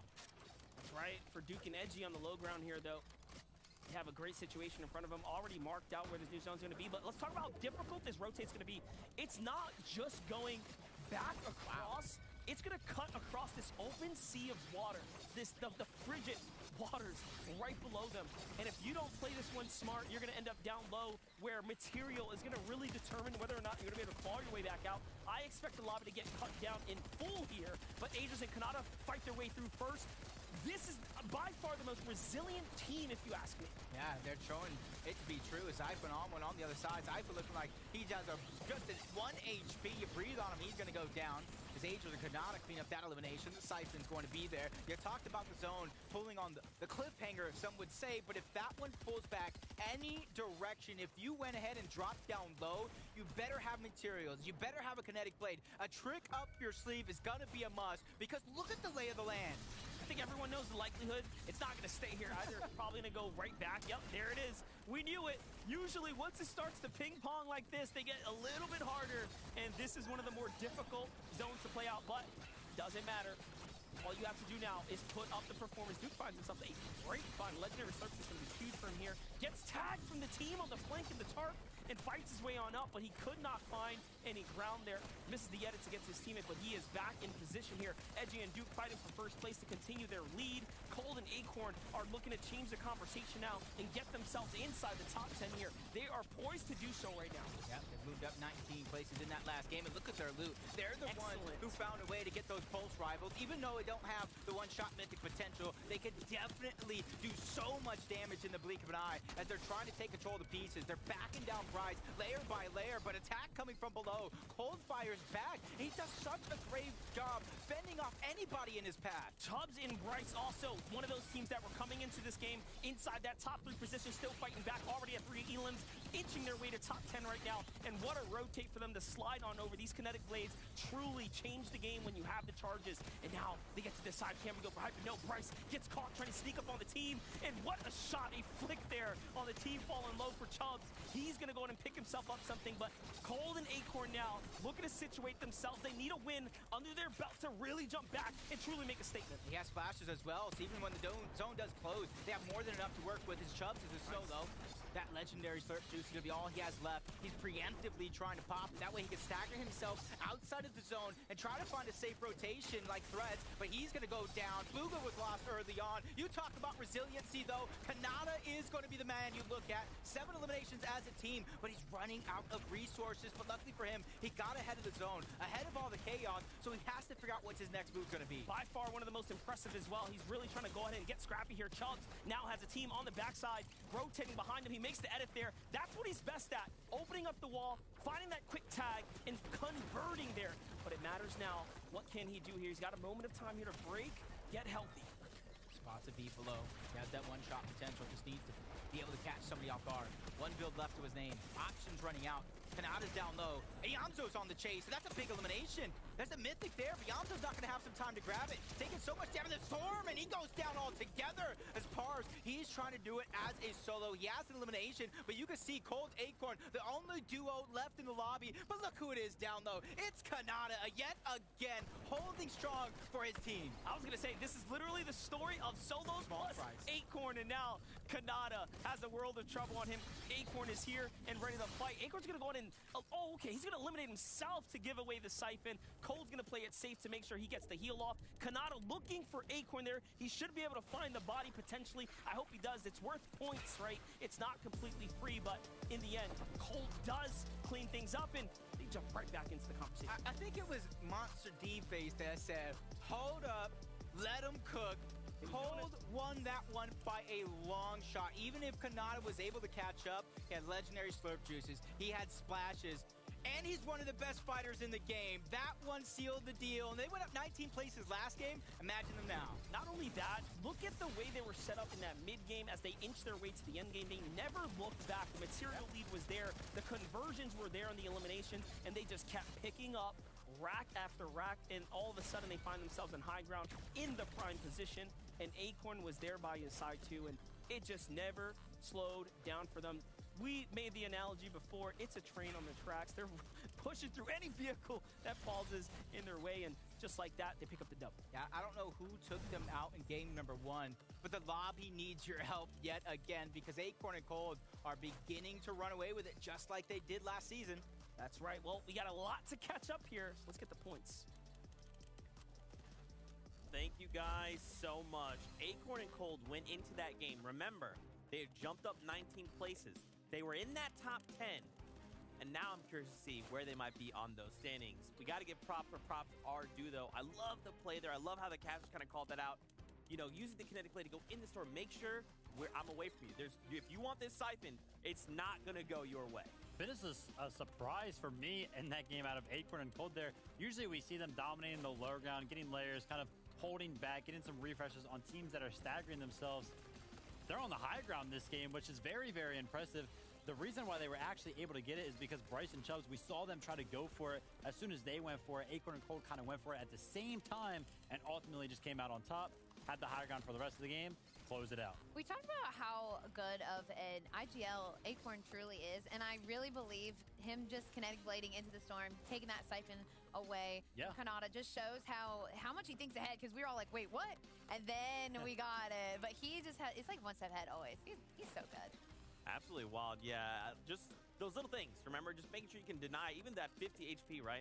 Though Cold had plenty of heals and Kanata didn't, you just want to make sure and lock that in, right? That is so expertly played from the duo. There's a lot of things that impress me in this game, especially now. You can definitely tell, Vivid, a lot of these duos, they're starting to quickly heat up. Yeah, exactly. That's going to be the name of the game, right? Learning how some of these teams are landing. Maybe you came into this, you saw the job map, you're like, okay, this team's going to be landing here. Maybe they shifted a little bit, right? Learning some of their rotations as the games go on and adapting off of that. And like you just pointed out, too, like our winners, Acorn and Cold, they had to adapt and they changed. They're like, maybe low ground's not for me. This game, we're going to take high ground. They made it happen. Yeah. Well, let's take a look at these standings together and see where Acorn and Cold are. From 10th place, up 6. In now, that 4th place spot. Remember, Acorn and Cold, one of the two duos looking to defend their title. But when you look up just a little bit more, Adris and Kanata, right? We saw Kanata in that late game. And it's kind of like a damage is done situation. Like, he didn't necessarily get the victory royale, but when you're ending the game in a 2nd place, you've got the consistency points. This is crazy because, you know, earlier on EU, we saw Malibuka and Thomas HC put up an 8th place after day 1 while they were contested at the racetrack. Not an Adris also contested at the racetrack. They've made it off spawn every single game, and they're in 3rd place right now. I mean, this is just crazy stuff that's happening. How they're able to consistently win when the drop is seemingly a 50-50. That's what's impressing me the most. They did have a little rough start in the earlier games with Kanata going down and Adris having to pick up Kanata. But again, like you say, like if they are able to win off spawn, they can make it to these late games, and those points are just going to rack up. All right, I have to talk about them. Duke and Edgy. Yeah. They're currently sitting in that number 1 spot for now, right? And Edgy is, as Kelly pointed out last week, always the bridesmaid, never the bride, right? He keeps coming in that 2nd place, just missing out on the Axe of Champions. Vivid, how do they hold this number 1 spot? So really the thing is, you know, I'm not sure how they're finding these eliminations, but so far we've had 3 games.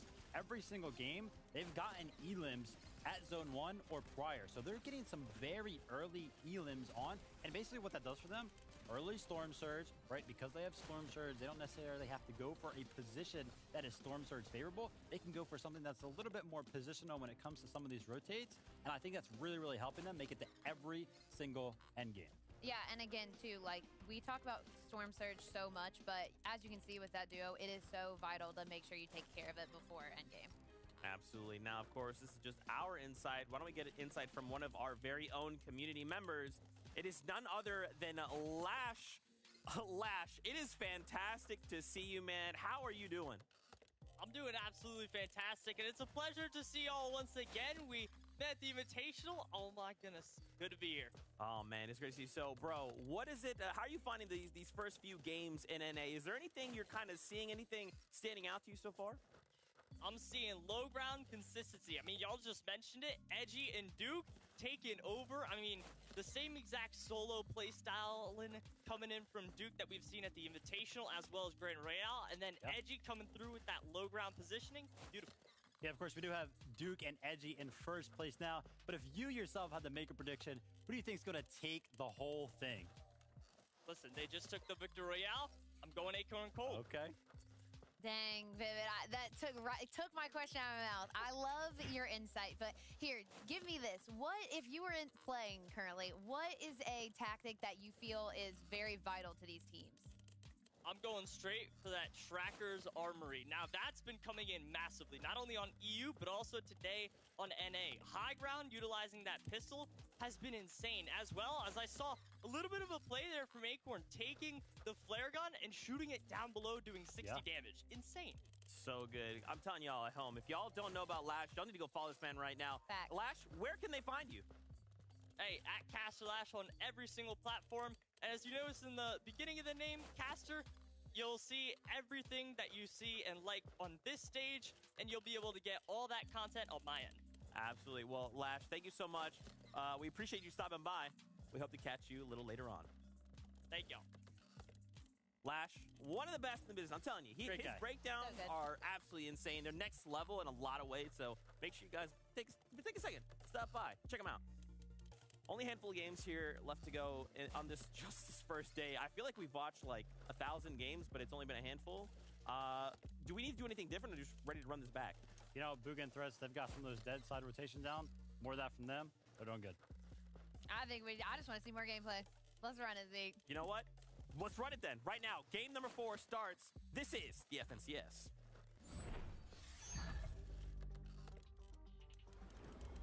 With 3 games done and 3 left to go, we are halfway throughout the days of games, but only 25% of the way done throughout the competition, Monster. What have you noticed so far from some of our competitors? I mean, what we're seeing is Kanata, Agers really putting up the conversation today. Contested teams can do well, and of course, the comeback story for Acorn and Cold. So far, it is now beginning to develop for them. Finally, they're finding their bearings. It was looking a little rocky, and usually, the Caster's Curse takes place a little late into the show, right? The late running, and then all of a sudden you get knocked over, but Acorn and Cold almost got caught slipping. But they're back in it. But let's take a look here. It's game 4 time. We're in the back half of it. These are what we start to call the champion rounds, right? We're in the lead half. Yep, we already saw one time before already, the 50-50 going out. Bryce, it does look like they're going to win it yet again. They get that Twin Mag SMG, take down Paper, and now they're on the hunt. They know Shadow is nearby. They want to be able to kind of take this team out together. They don't want to have to worry about anybody sneaking around and possibly putting an end to their game. Bryce. That's right. And now this is a 2-day competition here, so of course, what happens now can also happen tomorrow. You have to make your adjustments. You have to figure out how you can fight your way through. Bryson Chubbs. Uh-oh. This was a big fight, but this is huge. Yeah, this is big for Duke and Edgy to keep their consistency up. You see them at 210 points, just 5 points away from first place. They're able to get one elimination. Diego's trying to fight back, but it's big boy Duke yet again. 2 eliminations for Dignitas. Everybody there that is in that house, kind of landing it up together, are probably cheering every single time anybody gets elimination on the Dig team. Hey, man, shout out to Dignitas. Definitely put in the money to snipe up some of the best on the space here. By far, have the strongest roster available on the NA region currently. Let's just go ahead and continue to get caught up, though. This game's really starting to pick up. We're already at 82 out of 100 for game 4. Sprite and Giants finally get to swing things around. They drop Kanata and Agers, and just like that, momentum gained, momentum lost. Sprite and Giants finally find themselves on the winning side there. So 3rd place out of the competition that early. Yeah, it's tough. It's tough because we're kind of talking them up. Kanata and Agers, how well they're performing on the day. And it starts right here at the racetrack. They're able to kind of win their fights against both Sprite and Giants, or unless that one game where Agers was traveling around the world. But it just goes to show that all it takes is one game for you to kind of lose your steps. So my question for them, as they sit in the lobby for now, is how mentally tough are they? It's very clear that Kanata and Agers can absolutely win an FNCS. It's very, very clear. Unfortunately, this time around, they have their problems and troubles cut out for them. Booga Threats, that problem is not the same. They have a completely different issue. It's the fact that the zone landed on top of them. This will start to adjust things for them, but now you'll have less teams rotating in their vicinity. So playing this one out, I find that can be a little bit tougher for those players, especially when it pulls this far south. But we'll see if Storm Surge becomes an issue for them this game. The Rituals and TK, here's the team that has no trouble taking any fights. Very decent, and most of the times we've seen them kind of on the 50-50 side. They win some, they lose some. But right now, they're just looking for the ambush. Yeah, so far, the trend over towards Naughty Nets hasn't necessarily been put it all on the line for a 50-50. Most of the time, these guys are disengaging, grabbing their loot on the respective sides of Naughty Nets and going their separate ways. Over towards the south, you already see Larson and User slowly but surely rotating on out, kind of leaving everything else for both Ritual and TK. And they're leaving a good amount of loot because that is one of the hot drops. There's a lot of heals to be grabbed over still on Naughty Nets. Absolutely. Jumping with Acorn and Cold, climb their way right back out of the gutters here. Now picking themselves into that top 5 conversation. Acorn with the excellent play in game 3. The little plays to go ahead and deny an elimination to Kanata, so he doesn't increase the chance at him having more heals than, of course, his teammate Cold. But what we've seen so far from them really has been an uptrend, an uptick for Acorn and Cold. Exactly what we expect. Muzz and Degen, a surprising game 1 victory, still meaning to maintain their position so far, kind of in the conversation here inside that top 10. Do you think it's interesting that they're kind of conceding the vault game after game to Death and Tahi? Do you think they're going to change that up at any point throughout the weekend? I think the thing is, after they pick up that first win, they realize, and they probably gave themselves the utmost confidence, we do not need the Volt to win. It is not worth that much to us. And when you start to do that, you can see confidence adjust everything. And they're still inside the top 10 without it. So I don't see them really changing that too much. Now, do they plant some ambushes? Do they try to capitalize on some early elims? That's a potential. Yep, definitely something that we're kind of looking out for here throughout the day. Batman, Booga, and Bacon. And that's going to be like a huge switch up. We always talk about the surprise contested, getting contested, what a team can do overall.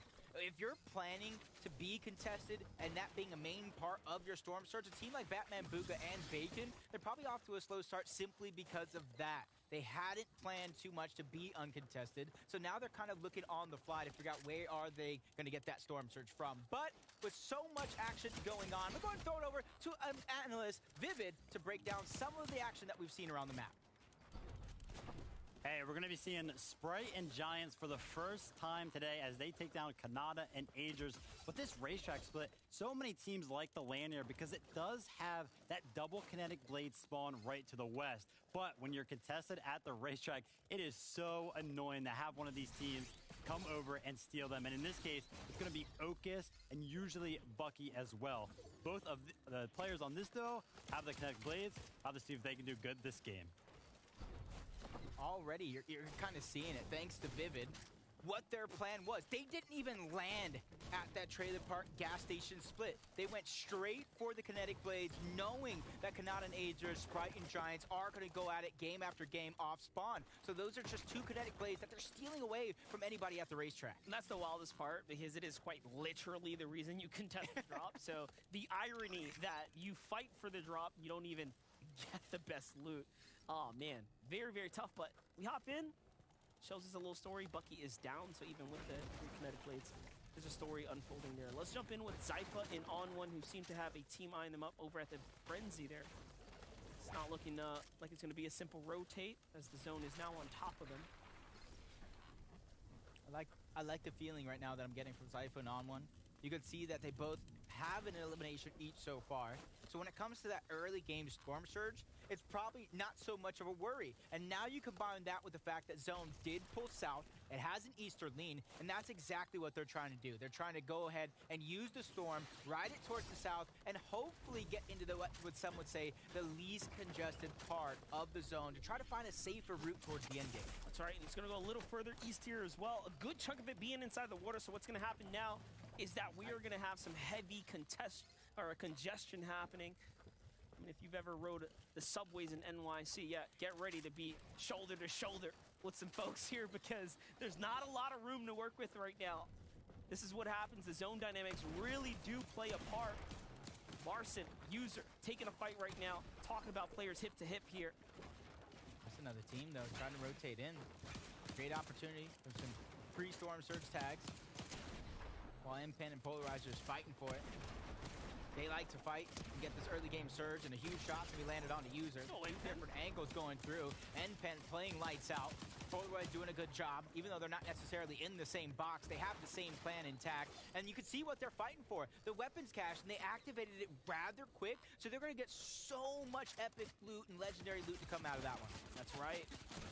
The huge upgrades here waiting to happen. Green and blues in the inventory absolutely have a chance, and look at how quickly it turned over. Of course, because of the population that's sitting here, but there it is. Picks up the SMG, even if it is temporary. It's going to be enough, and he's trying to pull loot back to him. Does not want to give it up just yet to Larson. The walls, though, are starting to fall here. You can see the longer this goes on, the less likely it is to be worth it. No tags just yet. Polarized playing extremely passive. Excellent exchanges here. Very high-level trades between the two, and it seems like Larson and company start to realize they need a moment as well to rethink the situation. I seen him right there just kind of, I wouldn't say hesitate, but take a second longer looking at his augments. Makes me wonder if he's saving something in his back pocket for a little bit later on in the game as they finally choose to concede the fight. Already you saw M-Pen and Polarized snatch the loot on out. So there wasn't much left fighting for. At least not worth risking your game for Larson and User. Talked about them at Naughty Nets, and they're splitting the drop along with TK and Ritual to give them the best chance off a spawn instead of laying it all on the line like we see some of the other teams do on the day. Foyo and Sphinx, this has kind of been the strategy over towards Mega City. At least every game that they have pulled the zones, they just kind of find one of the highest buildings there and build a tower in the sky, even higher than that, and they kind of look and try to take advantage of any team rotating in the distance. Not to mention they're sitting on the loot cache as well. Plenty to work with here.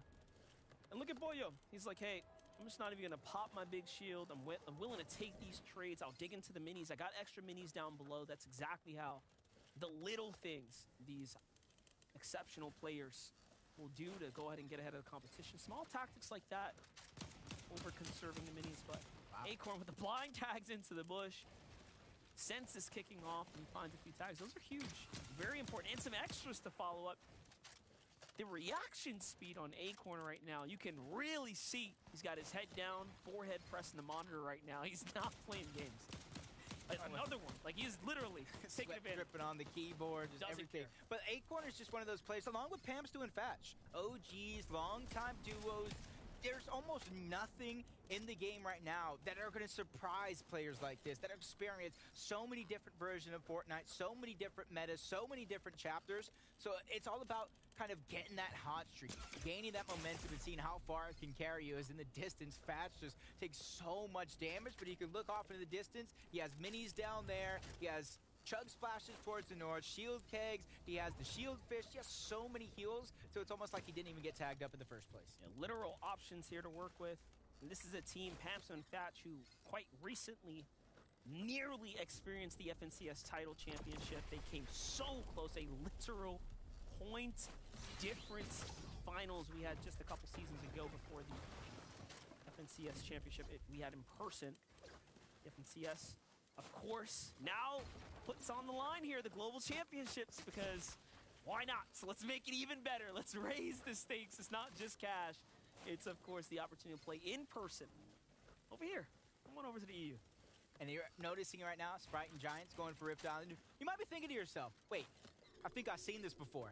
Yeah, you might have. It was game number 1 and game number 3 of Surge Week. They fell short in game number 1. They went back to the drawing board, got those pulse rifles, and eventually qualified with a victory royale to make it here in this lobby. They're hoping with its success off spawn, taking out both Kanata and Agers, combine that with some overclocked pulse rifles, that could be their recipe for success here in this game, and hopefully drop a nice elimination in victory royale to maybe jump up some spots like we see some other teams do on the day.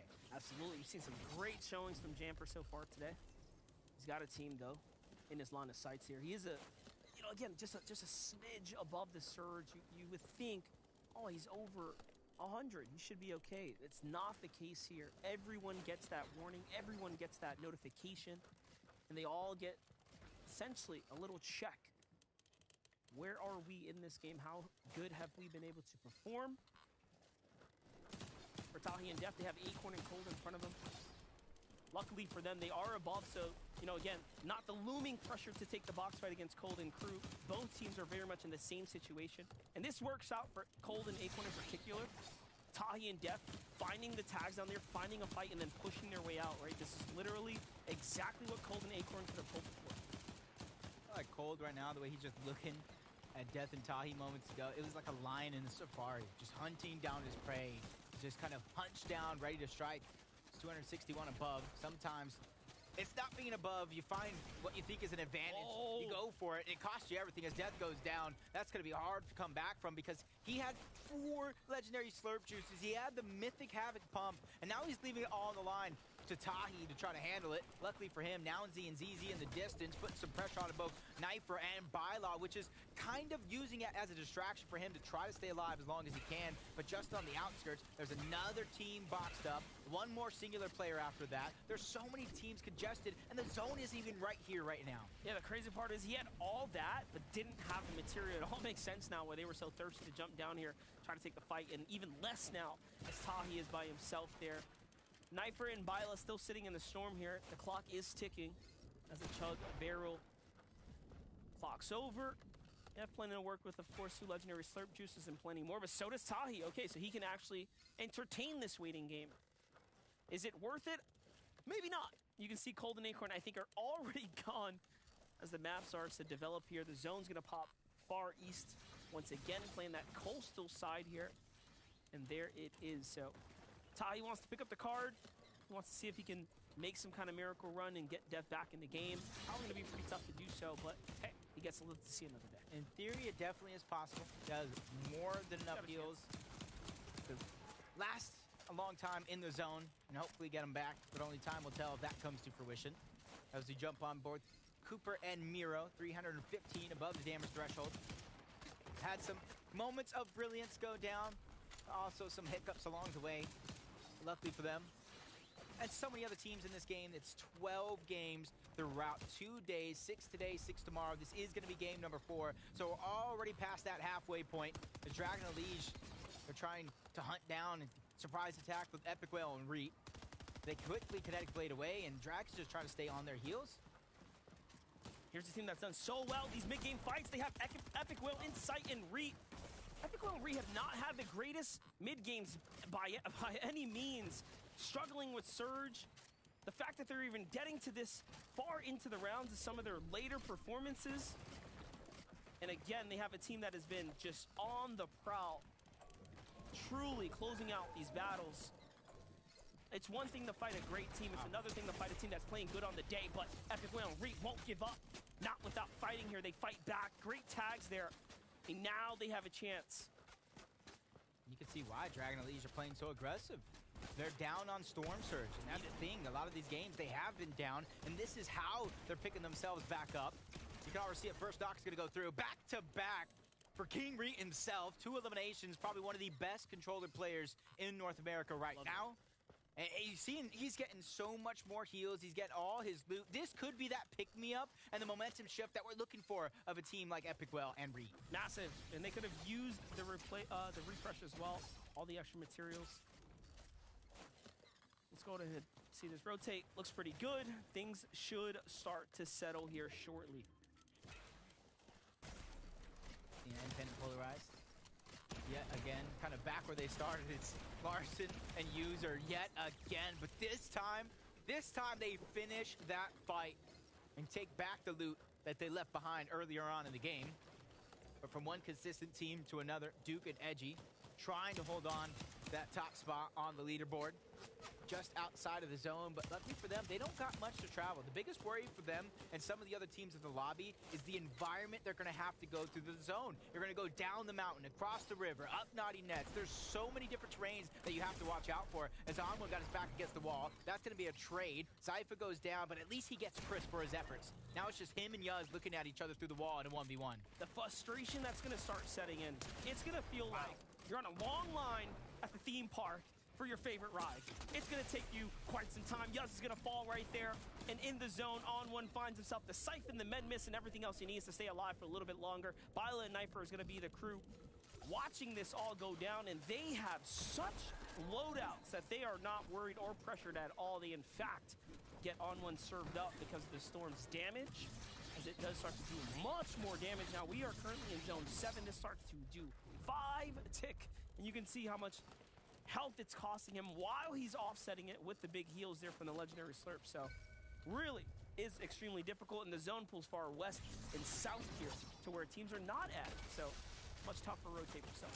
Yeah, notice they're shooting the flare gun at the ground because the train right now, it will catch fire and do some damage if it's kind of positioned right. You see it on the other side as they become a focus of the lobby. And for Knifer and Bylok, this is a huge moment. With ODM no longer at their drop spot, they're forced to adapt, and with both of them having kinetic blades, there's no excuses for the rest of this game. That's right. There are no excuses for the rest of the day either. You're really starting to run low on games here. We are in the back half, game 4 of North America. The first ever merging of the East and West servers, combining all of the players into one player pool now as they get to compete against one another. We have multiple reigning FNCS champions now under the same hub here. Acorn and Cold being, of course, the most talked about on the day here, and putting up the performances as well. Oof. They're backing up. Man, this is making it look absolutely easy. Taking down team after team, dropping shield after shield. The interesting thing, though, you kind of notice only 343 above the damage threshold. Some of these players that they're taking out didn't necessarily have full shield, didn't necessarily have full HP, which is why they're trying to keep things rolling for themselves as they continue to collect that Storm Surge. And that augment, once again, Mythic Munitions. You see the Mythic Tactical Pistol. That's where a lot of the teams late in this game are picking up the damage and are finding their eliminations. It really is an excellent point. They are just cleaning up the scraps here, and they're getting by just fine. It's not like they're struggling at the moment. Right above them, you have, of course, Bacon just eyeing things out. But the zone's going to be the highest priority here as it pulls very far. In fact, there's no one who was there quite early. Everyone just used their early rotates to get in front. Those are, of course, those kinetic blades coming into place here. Let's see it. We get to zoom out for a second here. Jump on over to those teams. It's Booga. It's Threats. You can kind of already see it. Not only is it far, like you said, it's up and down the different elevations that these teams might have to expend more mats than they would typically want to in a position like this. While some, like Booga and Threats, they're going to be able to save a lot of the resources since they don't have far to travel to try to get in the zone. To continue to look back and gate teams out, 800 above the damage threshold. For the rest of this game, in theory, Storm Surge is not going to be a worry. That's right. If you read the zone early, you obviously realized and recognized we have to get to this big mountain. We have to set up quick. And that's what Booga and Threats do perfectly fine. And this is why they're such decorated duos, right? They're just that good. The experience really starting to shine through here. But for Duke and Edgy, they say, hey, let's take a different strategy. We're going to come in late. We're going to play this low ground. And now they're down here looking for any kind of refresher to put themselves in the mix. The zone could potentially fly off the edge as well, so the terrain is going to get very intense here. Sphinx and Boyo really flying under the radar so far, staying consistent, finding their eliminations, making their way into the endgame. We could have just a surprise runner as we start to close out the day if they keep this up. Yeah, it's a team that has a playstyle that maybe not it's the most flashy, it may not be the most exciting, but they're getting the job done on a consistent basis. They're one of the teams that qualified for all of our weekly finals, right, and that's what got them into the grand finals and skipping Surge Week overall. So it's going to be a big moment for them as they close the day out, as Acorn and Colt trying to make up for lost time. It's almost like they didn't go down early in game number 1, and that's a scary sight. Even though they didn't get very, very many points, they made up for that time, and you got to imagine what they're going to do now that they're on fire. It's really what happens when you start to shape up the meta in a way that you have such a crazy mobility item like the Kinetic Blade in play here. It's so accessible, you can get from point A to point B. It allows you to either be aggressive or be passive, get to a point of position. Just play for the placements here. Duke and Edgy, of course, just want to continue to stay alive, take it slow, and earn their way on up to the top, but they are now below the surge, so that whole conversation about slowing it down, not for them, not right now. They really need to look around and find a fight. They find visuals right above them. Sounds like there's a battle going on up there, but they don't quite find anything with the tags they put down. But Byla, completely different story. Already knock in hand. Now eyeing up the high ground. They're giving Booga and Threats a run for their money. They're making it difficult. All of it. Everything comes crashing down for a moment to the high ground they were trying to take. Vanishes right before our very eyes. They're continuously trying to fight, but Bylaw goes down. That's Threats who's fighting back tooth and nail. Backed up Knifer, and that's how they were able to separate it and make for an easy elimination. You gotta imagine now that Booga and Threats, if they're able to hold the high ground, they took down the player with the mythic overclock pulse rifles. Now it's theirs to claim, and if they have the high ground, that's a ton of pressure they can put on the lobby. Well, it's crazy. It's gotten broken down again. No one is allowing players to get situated or settled here in Game 4. It is a complete battle.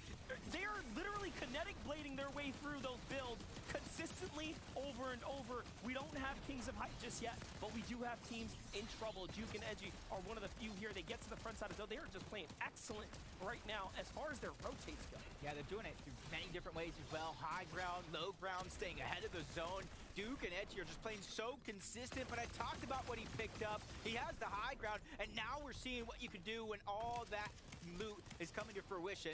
The pressure is going to be so hard for some of these teams to recover. That's why the name of the game at this stage is stay away from ultimate low ground. That's right. Cold and Acorn are down here, though. 4 Elims in trouble. No builds to work with, and the heals are starting to run thin, but I do see a flint knock, so there's plenty of plays to be made here. Let's watch Cold get through this will build. They're on the tarp now. They're eyeing up these players here, and look at this. They're working together. The double pickaxe. Edgy is there on the other side of the wall. Can they get the conversion? Of course they can. And there's a couple builds, but they're used up pretty quickly. And another little crevice to sleep through. And now it's going to come down to the reaction. Yeah, these are big points that they're picking up while they're in absolute shambles. Not much to work with, but at least Acorn gives him something. 8 builds, anything to defend yourself. But you know Cold, one of the most skilled players as an individual. Something is better than nothing as the pressure from above continues to be poured down. They find another elimination and a huge siphon that I don't know if they can actually pick it up. They're going to have to sacrifice some HP, and that's Cold. He goes back to the store to try to find it, but in comes Pollo, in comes Speaks, down goes Acorn. It's all up to Cold. He gets dropped. Skittles as well. Sphinx and Pollo late in the game are on a terror. This is exactly why we talked them out. They have just been so consistent, keeping a low profile, making their way to endgame, and now they're here to make a name for themselves on the NA America region here. Let's see what North America's got as Booga comes down. He's going to go ahead and throw himself into the fight. Trashy sticks behind to stay for the heal, but Booga jumps in and finds one, and now he's taken out. Did they go too soon? We'll find out. Pollo, Sphinx have so much time, 20 seconds on the clock here to make a move. They could win this. Yeah, the Shadow Tracker pistol could be big, especially if anybody's trying to kinetic blade to the outside of zone. That mark for a few seconds gonna let him know where we're at. Baka takes some tag. His position is gonna be revealed, but Threats almost smooth towards the high ground, getting tagged out. He has all the heals for his team, which is why we saw Booga drop down low. No way! Baka. Down goes Baka. Sphinx yet again. He picks up his 4th elimination. The men miss is huge. Look at that pile of loot he just found. This is not your typical heal off. This is one that you had to absolutely fight for. Sphinx puts it all on the line, steps into the zone, gets the siphon. Is it going to be enough? He has to survive for a little bit longer, but no, Threats finds a heal when it matters most, and he does survive in the end. If there's going to be a heal off, I want it to play out just like that. Yeah, there it goes. And we were kind of talking backstage, kind of questioning a little bit. Is Threats that guy? Is Booga that guy? We talk about the chat that's going on around this team. Can they take that top spot? Because it's been all about Cold and Acorn. Well, guess what? The question has been answered. The Kings have arrived. Well, we've seen the simulations. We know what can happen when you put such exceptional, decorated players together. And just like that, Threats and Booga do enough to seal the deal and get the win. That was an exceptional and incredible game for not only Dignitas Booga, but Man City's Threats. Yeah, and you saw some teams go down early, Kanata and Aegis. You saw some teams perform well above standards, including Booga and Threats in that victory royale in the 4th game. So leaderboard, once again, must be tossed turned upside down. So I'm going to go throw it over to Zeke and our analyst one more time to let us know where everybody stands.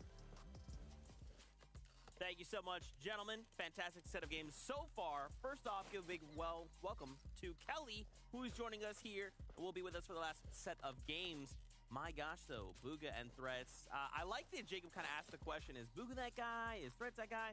Seems like they're both him. They're both the guy, and you could see that all the way from Zone 7 where they did that dead side rotation, playing so smart that allowed them to get the advantage when Zone 8 did pull, and they just kind of had a little bit of a luck of the draw there where the zone did pull directly towards where they were, and because of that advantageous position, they were able to get height early and then hold it for pretty much the rest of the game. Yeah, and honestly, just because of that exact position they were in, they were able to, last so long throughout endgame. Yeah, tons of eliminations. We could see it like 12 eliminations taking height. And again, too, the timing of them moving throughout height. And also having that gun just tears through builds, especially when you're on high. It's crazy. Yeah, the pulse rifle incredibly beneficial, and Threats making a great play right here, making sure that he had to try and grab the heal ops because we saw Sphinx doing the same thing. And we know that if you're on the low ground, that's where there's going to be a lot of loot on the ground because that's where all the players are dropping. So he couldn't allow Sphinx to do that by himself. Threats drops down, finds a lucky heal, to be fair. And they grab that victory royale. Absolutely. Well, hey, time to take a look at the standings. How are things shaping up after these last few games? Look at this. Edgy, Duke, they are still leading the pack, but that lead is starting to shrink just a little bit. Acorn and Cold look to jump up now, jumping up in that second place. And after that victory royale, Booga there and Threats in 5th place. They've now jumped up the 2 placements. Right now, if you ask me coming into today, is this a top 5 that you would expect to see in NA? Now I feel like it's starting to kind of be that top 5 I would expect to see, Kelly. Yeah, I mean, a lot of these teams that we're seeing here are the big top dogs out of NA. I mean, we got, of course, Acorn and Cold, our reigning champs, but Dukes and Edgy, Dignitas is definitely happy with a lot of their players right now, and I'm sure Dukes is one of them. He has been doing a great job carrying his team. A lot of kind of solo impact points coming from this player right here, and a lot of that has to do with how they're taking these early engagements, allowing them to get that much-needed Storm Surge tags, although as I say that, we can see that they're below Storms here, so although they're able to grab those 2 eliminations at the start, that still isn't as much as they need. But Edgy doing a good job holding out strong in solo towards the end game. I think it's interesting as well. Normally we're kind of used to seeing it on the other side, right? It's normally Dukes that is actually the one fighting the solo impacts. But again, Edgy's like, hey, I'm here pulling my weight. That's where you want to be. Yeah, honestly, too, to see that at the end, Sphinx literally being like, nah, we're going to go look for heals. I know we talked about it. That's kind of crazy, though. He had to think ahead and say, all right, how's it going to be possible for me to win this game? I'm going to try all that I can. He got very lucky, finding those heals. But again, too, smart going in the direction where the storm came from because he knows that that's where they will be. He just played this out so incredibly well. Oh, yeah, sticking to the low ground, especially with that legendary Havoc pump shotgun, being able to take down incredible top players like Baka. I'm fairly certain he also took down Cold and Acorn.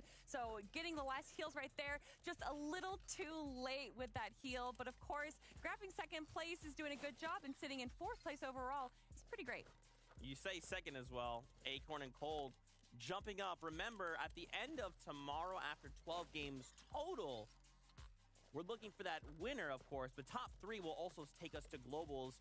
Acorn and Cold, they already have their spot in Global. So right now, it's kind of like a victory lap, but they're also looking to kind of play spoiler for everyone else, Kelly. I mean, yeah, the beams that Acorn is doing with just the green red eye is absolutely insane. I love the fact that we see him pick up Mythic Munition a lot because that pistol can come in handy so many times. I was looking and I was like, Acorn, I thought you were IGL. You're over here fragging out, getting all these eliminations. What's going on, dude? But I absolutely love the way that he played this out. They were really smart, and unfortunately, you can get caught in sticky situations like that. But they are actually, we are seeing them continuously move up the leaderboard like we expected. So I will, I'm a big fan. We already know this, but I really do think we will continue to see them progressing throughout these next games and moving into tomorrow. Do you guys feel like right now we're seeing kind of more of these duos heat up and we kind of have this conversation. Some duos like to be day 1 teams, and they look to perform their best on day 1. Others look to do it on day 2. Is this top 5 maybe indicative of day 1, day 2, somewhere in the middle? What do you think, Kelly? I'm feeling like it's kind of top-heavy right now. A lot of the teams that we see getting into that kind of top 5 position are doing that time and time again, and that's looking a little rough for the other teams that are below. It doesn't even matter if you are a day 2 team when the teams that are in 1st through 5th are 80 points the rest ahead of the pack. That's going to be a little rough for a lot of these other teams to kind of pick up where they need to in day 2. Yeah, and I think these regions coming together, they're trying to feel it out and just kind of see what they have to deal with moving forward. Yeah, absolutely. Let's do a little check-in here with some of the stats we're seeing after just the first 4 games of the competition. Now, we have to kind of talk through this a little bit, right? So right at the gate, solo impact points, pretty simple, right? Right now, Threats doing a very good job performing by himself. This is just saying, hey, Threats, he's dope. He's at the top when it comes to performing when he's by himself. I mean, look at all the stats that Threats is taking right now. Not just solo impact points, carrying Booga a little bit on his shoulders, but also the most damage dealt. The best damage ratio, meaning that for every damage he's done, that's the percentage of damage that he has not taken. So 2.4 is incredible there. And then distance traveled. That's an interesting stat. Honestly, what I love about this is that Threats as a player, and we're talking about like solo impact points, but just as a player overall, he has not yet gotten FNCS championship, and I want to see that happen. I would love to see Booga and Threats come out on top, and Threats, I really truly believe, does deserve that FNCS title. Yeah, they are kind of that caliber duo we would expect to see in Globals, right? But again, 2 days of competition, 4 games down, 2 more to go today, another 6 tomorrow. That momentum, can they keep that going, Kelly? I mean, definitely. We've seen them time and time again have an incredible performance, not just from the early game, but obviously mid and late game as well. But they do still have a few tie-ins in their way if they want to grab that first place spot. There's a lot on the line, and I really want to see these teams step up and make it happen. There you have it. It is that time, though. As all things come to an end, this part is over, but Game 5 is ready to go. I know you want games. Me too. Let's get back into the action. This is the FNCS.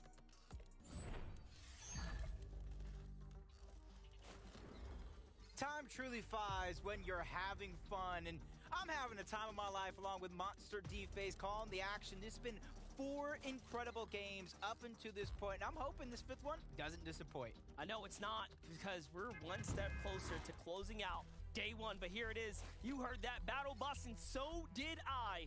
Let us see what's going to unfold for us right now. I mean, Jacob, listen, we've had so much of our literal predictions come to life right now. The teams that we've expected to step up, perform, they're doing just that. Other teams that are having contested conversations on the drop are on the winning side, more or less. If you had your, again, your bets hedged. And that team I'm talking about is Kanata and Agers. Last game, they were dropped immediately. This game, touchdown, gets a shotgun out the gate there. A little hesitation from Agers as he sets up. Ooh, and super close. We know the difference is Sprite does find the headshot, and Kanata comes in for the trade. He has to get the full finish. He needs this siphon. There's no time to waste. Giants breaks open the build, and Kanata was close, but not close enough. Giants and Sprite win again here. Game 4, now game 5. They are poising and setting themselves up to have, again, just the upset, I think, of the weekend. Yeah, and one thing that you kind of noticed, if you were not necessarily distracted by that off-spawn exchange, is Bucky and Okus, again, stealing away those kinetic blades. Yeah, and they're going to go ahead and use that to dash back to their actual spot. But you see the feed getting lit up right now. Both Yamso and Rise taking down Demonics and Nick yet again. So that's another off-spawn win for them. Bryce and Chubbs uncontested, kind of pushing Paper and Shadow off. And honestly, so far, at least 2 big off-spawn wins for Bryce and Chubbs. Paper and Shadow are really going to have to think about if they're going to contest it at any point for the remainder of this event. Zeus and Landjock, we've seen this fight break out a few times, and it hasn't looked good for Zeus or Landjock. Very tough position to be in when you have such an exceptional duo right above you. And again, the difference between the teams we've seen battle, Kanata and Agers, On1 and Zypha, when they win their drops, turn them into just such monstrous games, clearly showing us they are well within a top 10 caliber duo across North America. Think about that. Not just, they're playing well today. No, they're playing well against the wider spread of the entire North America while contested on a drop. So, who's to say what's going to happen if they can make it to global championships when they're just this? Yeah, this is the creme de la creme, the cream of the crop with Landjock trying to fight back. 7 HP in a dream. Now he's stuck as a solo as his teammate Zuki did go down. He's fighting back, but it's just not going to be enough. On1 makes that final shot count yet again. They picked up 2 eliminations. Towards the outskirts, though, you did see both Crisp and Yuz begin to put shots on. It wasn't a ton, but at least something added towards their Storm Surge. As Commandment and Macwood so far out in the outskirts on an island away from the main island here. They're in a 2v1 situation where they're able to get that first elimination so far. Scare Bear's trying to use the kinetic blade to try to get out. The shots are still firing in, building anything to try to fight back, and even shooting down Macwood, but it's not going to be enough. He still meets his demise, and that's going to be a ton of loot and a ton of space that Commandment and Macwood just won. Last time we saw Commandment perform poorly in the FNCS, he switched up his duo and he went with a completely different strategy. Yes, turning around a top 3 performance. This time around, I mean, he's in a bit of a trouble right here. This is a team I think is probably the most underperforming that we've seen so far. Commandment and Macwood, we expect so much more from, but let's get to another team that has such a great set of accolades under their belt, even on today's competition. Duke and Edgy, they started off extremely strong. They've managed to continue to maintain that consistency there, but that was a close one. Was not given up for free. Yep, you're seeing how every single one of these games are starting so far. And you can see Duke alone, 16 eliminations, average placement 7th. And even though they're not getting a victory out, they're staying consistent. Consistency wins overall. Quan Chalk, once again, trying to fight, take over this POI. That's Dork and Bolts who've tried to switch things up. They haven't been having the best day. Former NA champions. The shots are going to fire through. Trades between the two teams as Dork and Bolts now get hip to hip in the same box, trying to stabilize themselves in this position. Bolts taking a lot of damage. He's a big part of this team's aggressive nature, and he goes down. But you got to go ahead and give it up to Dork. He was able to escape because now, as long as he stays alive, they at least have hope to try to get back into this game. Jack really showing us why he is, of course, a previous FNCS champion wielder as well. Just notice what a professional player would do. He didn't care to reload. He says, nope, I'm going to go and step up, take this wall, use my shotgun. That's all I need. TK, Rituals, another excellent team. Of course, Naughty Nets is their playground. We were hyping them up last game, of course, as a team that can perform well in these early game head-to-heads. But it's the mid-game. It's the end game that, of course, has been becoming a little bit more difficult for TK and Rituals to find that conversion. Every game so far, they kind of been splitting the loot, going their separate ways, and they might not like where they're at on the leaderboard because of that loot split between the two teams, so now they're trying to fight it out off spawn. One team is trying to claim all that loot as their own, but with a couple of shots being fired off, traded between the two. It's going to be TK and Rituals who actually choose to disengage back on over to the north side of Naughty Nets, where they kind of been typically playing. You see him using that bush, just waiting, looking back, seeing if anybody is daring enough to peek. As you see Miro bringing Cooper back into the game. May not be how they wanted to start game number 5, but this is exactly how you pick yourself up and get back into it. I'm all for it. Miro, Cooper, starting to really cruise their way through right now. The last 2 games or so has these pretty far zones that have tilted their way towards the east sides, and it's been really well for them. As, of course, being one of those northern landing teams. Booga and Threats on the opposite side of this conversation, of course. Don't really have too much competition near them, but for the first time, it does look like they're sensing some resistance. I can see a team, of course, located to the far north, and now one to the south side as well. So they might be, for the first time now, in a bit of a pinch here. Yeah, they're separated. Booga and Threats. For the No Strangers, they do kind of split up more often than not very, very early on in the game to try to get information early. Storm Surge on one. Zypha do look like they have their opponents, Batman, Booga, and Bacon, slowly but surely trying to pick up the pace. Team that is kind of used to fighting, getting their Storm Surge very, very early on in the game, hasn't come to fruition just yet, and that's how you see them. Last game, and now this one, getting a little bit more proactive, closing the distance between there and their opponent, and trying to get anything for themselves to work with. Got to imagine a couple of shots were traded off and fired, but that's going to be a green light for Batman, Booga, and Bacon to kind of rotate to the center of this zone. Yeah, dude looking like they are in some good spirits there as well. For Acorn and Cold, much slower paced game for them. For the first time, we see them positioned just outside the mega city here, looking to see what they can put as far as pressure down onto the inside. And a quick stat for crew here. Acorn and Cold have averaged 4.67 eliminations per game in weekly finals, the best of any duo in NA. They come on into the grand finals weekend, stepped right on up after a shy performance. I'll call it a shy performance because they didn't show up in game 1. But after that, they really came out and showed that. Yeah, usually game number 1 is where our competitors, they kind of feel each other out. They figure out how they're going to play. Are you going to play the way you play in scrims? Are you going to play the way you play in a duo cash cup? Because you said it yourself, Monster. The finals lobby, where all these superstars come into one, our top 50 teams, it's just a whole different beast. This isn't something that anybody can necessarily prepare for at every single turn, so it's definitely going to take a lot of these players to dig deep and kind of figure out what they're going to do. I see Fatch and Pamso almost with the 3-2-1, put some great shots on to Chris.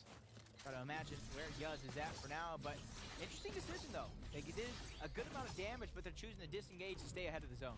This, of course, is one of our top 10 teams. Fatch and Pamso have had quite the performance today. Just all in all, nothing flashy, but very consistent in the end game, causing upsets. As our longest and most consistent standing duo team that has played tournament after tournament, finals appearance after finals appearance, they truly are a model duo. And even now, see them taking in the sacrifices. Paper and Shadow. Here's someone who has completely mixed up his strategy this go around for the FNC. Yes, and it's worked out so far. Some might call it beginner's luck. New duos, you know, magical hit off if you want to call it that. But Shadow is just a great player when he's on point, when he's focused up, and that's what Paper talked about. Remember, we had that interview. Yeah, gave us a little insight. And that's what I want to see coming out from Paper and Shadow. The confidence to be able to kind of pop off at a moment's notice. 4 points per elimination do allow players with a Victory Royale to pop off. That's exactly what we saw from Bugha and Threats last game, and you're already seeing them off kind of a little bit of a hot start here. A huge weapons cache. They're staying on the southern portion of the map. They're doing so many great things, but I'm going to go ahead and throw it on over to Vivid to go ahead and throw that list out for us for what Bugha and Threats are doing.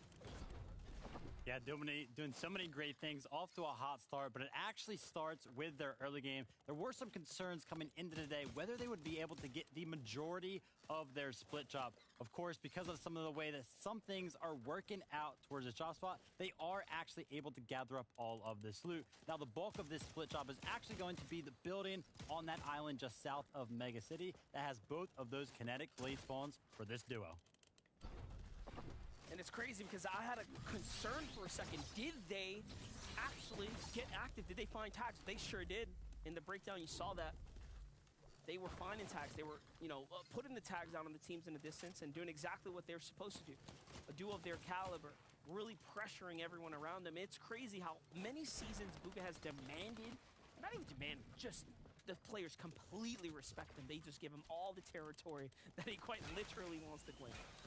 Talk about territory and claiming it. This one's going to be a hard position to rotate through. 3 teams kind of stacked up here. A 4th one a little bit far off. 2 more trying to come into the distance. Cooper and Miro already forced to reboot each other back into the game. You can kind of see the mats. Only 4 builds to work with off the back of Miro. He was the one that was kind of brought back thanks to the augment mythic munitions. His inventory can definitely pack a punch, but you can see that what I'm looking for right now is a refresh. Who they can catch off guard, who they can take advantage of, because if they don't find one, getting through point A to point B at this next zone is going to be hard as can be for them. Absolutely, and now they have to make a decision. They're going to go ahead and look to play the zone deep here, using the terrain to their benefit, but the mats are so low that it's a pretty tough spot to be in, and there it is. They get tagged from behind. It's going to be all she wrote for a moment if he can't get to some heals or some cover, and there it is. Taken down now. Cooper is all that's left here. You see him, all the decisions kind of running through Cooper's mind. Is this something I can do? Can I be the hero yet again? Yamzo is going to get credit for that elimination, but at least Cooper in the back of his mind is looking for the timing to try to grab that reboot card. Maybe get a second chance once more to bring Miro back into the game, or some would say third chances because he already did it once. And you're seeing the position of where Yamzo and Rise actually were able to pick up that elimination from. Not too far off of their original drop spot, but that's what you see in this meta right now. So many skyscrapers, so many towers in the sky, and that's how a lot of these teams are picking up Storm Surge, or in this case, elimination. Yeah, and that is exactly the elimination we saw play out there. The full finish, too. Coming into this game, Mira, or Yamzo and Rise were just outside that top 10. These eliminations that they're racking up right now surely have closing the gap. The competitors haven't done the work as well. So 3 elims, you know, honestly barely approaching the mid game. What an excellent spot to be in. Way to position yourself. Talking about excellent spots, here we have this look at Booga in Bacon. Doesn't get much better than this, as Rift Island is, of course, the place that's going to yield you that legendary pulse rifle. Rift Island usually is the highest point of the map, and then I look in the distance. I see one of the buildings from New York, your hometown. The Empire State. A lot of skyscrapers in the good old city of New York. Never know what you're going to catch there. Visuals braids, though. See them trying to sneak past their opponents. They're well above the Storm Surge threshold, over 400. For them, it's just trying to find any position in towards zone, but they come the focus of the lobby, which is tough because both Visuals, Braids might not have any HP to regain. Visuals stuck with just 27. Flare guns going off as well. So position isn't going to be a secret to most in the lobby as the pressure continues from so many other directions. That's Dragon, that's Elise, that's Yusuf, that's Curious, all making them expend so many mats. You kind of see Visuals have some of his own, spreading it out, and get even less. So for them, they need a refresh for a multitude of reasons. Demolition in full effect right here, and it costs them so much. Already down now to the bottom quarter of their medal. Very tough spot to be in. On one in a much more, I would say, friendly position. Things are looking pretty nice right here. Very pleasant, in fact. As he's got all the time in the world to go ahead and farm up. Taking the brick out this building here is going to be huge. Look at that. Even finds himself some spare mushrooms down low. Curiosity doesn't take down the cat this time. In fact, he gets rewarded here. So, well played for him. He's got a very nice rotate to make as well here down the left side. So On1 and Zypho poising themselves up. The last time we checked up with the team that was looking that good was Acorn and Cold in Game 3, and that turned out to be an excellent showing for them. So let's see what's going to happen here. This is a team right here that throughout the 3 weekly finals, I had high hopes. They had such great performances, game after game, even picking up a victory royale throughout some of the weeks. But they left a lot kind of wonder, but luckily that we keep talking about a 2-day affair. This is game number 5. It's not necessarily always how you start, it is how you finish. And for some teams, it is imperative that they finish strong on the day. You have to put yourself in a position on the leaderboard, that way you have a fighting chance. The Augment Bush Warrior coming into full effect right here. You saw him nearly use that legendary slip boost, but second thought. But nope, I'm gonna go on and heal up. That's massive. It just shows you how much Augments really shift the game and give players a chance to go ahead and play the best they can play. Here's Bucky and Okis, a very hit or miss team on the day. They've had some great show outs and some not so hot ones, and already right now they're making their way into the mid game. This is a true disruptor of a duo. Honestly, I'm not necessarily surprised that they're down on Storm Surge, considering their flexible strategy, kind of landing on the outskirts of the racetrack, taking away those kinetic blades, then going on an adventure from there. Fars and Baka, we saw them not too long ago try to contest that Rift Island. So it's an interesting decision that they don't grab those overclock pulse rifles, or at least not both of them. If any, if Baka even wanted it in his hands. But honestly, I can see why. Once you get that red eye in your hands, you're able to put down a lot of damage from Storm Surge. Even if you have a mythic munitions in your back pocket, you may not necessarily need an overclock pulse rifle. Absolutely, but what was that? Literally had a single build open while they were tarbing and just clipped with a headshot twice from above. But Cold and Acorn are doing just that as well. This time to teams in the box. And this is why you gotta be extremely careful when you open up and edit. It does completely reset the health of the walls, and the punishment can start to fly back. This is the little things that Cold and Acorn look for and take advantage of. And this is, again, why they are almost leading the competition right now, truly catching up and closing the gap. You can kind of see once again, he did bring Miro back inside of Cooper, but finally he does go down. That's Pars and Baka to get the eliminations and the refresh for their efforts.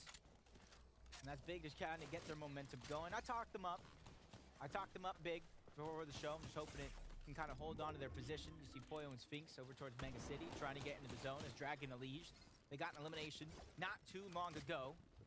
And that's why they're fighting for all this loot that's getting left behind. This is a crazy pocket to be in as well. This back corner had Zypher and Crew Zypher taken out by Muzz, who gets the full finish, and now you have all these players trying to rotate right now. Dragon and Unleashed have had, again, an exceptional track record of mid-game battles.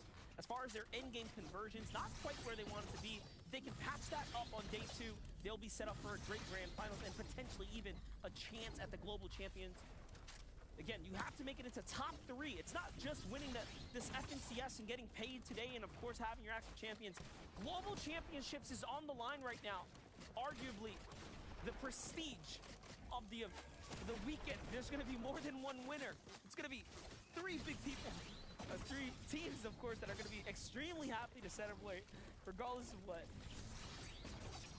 We got a couple players already going for that global championship. Bolton Thorpe. Oh, yeah.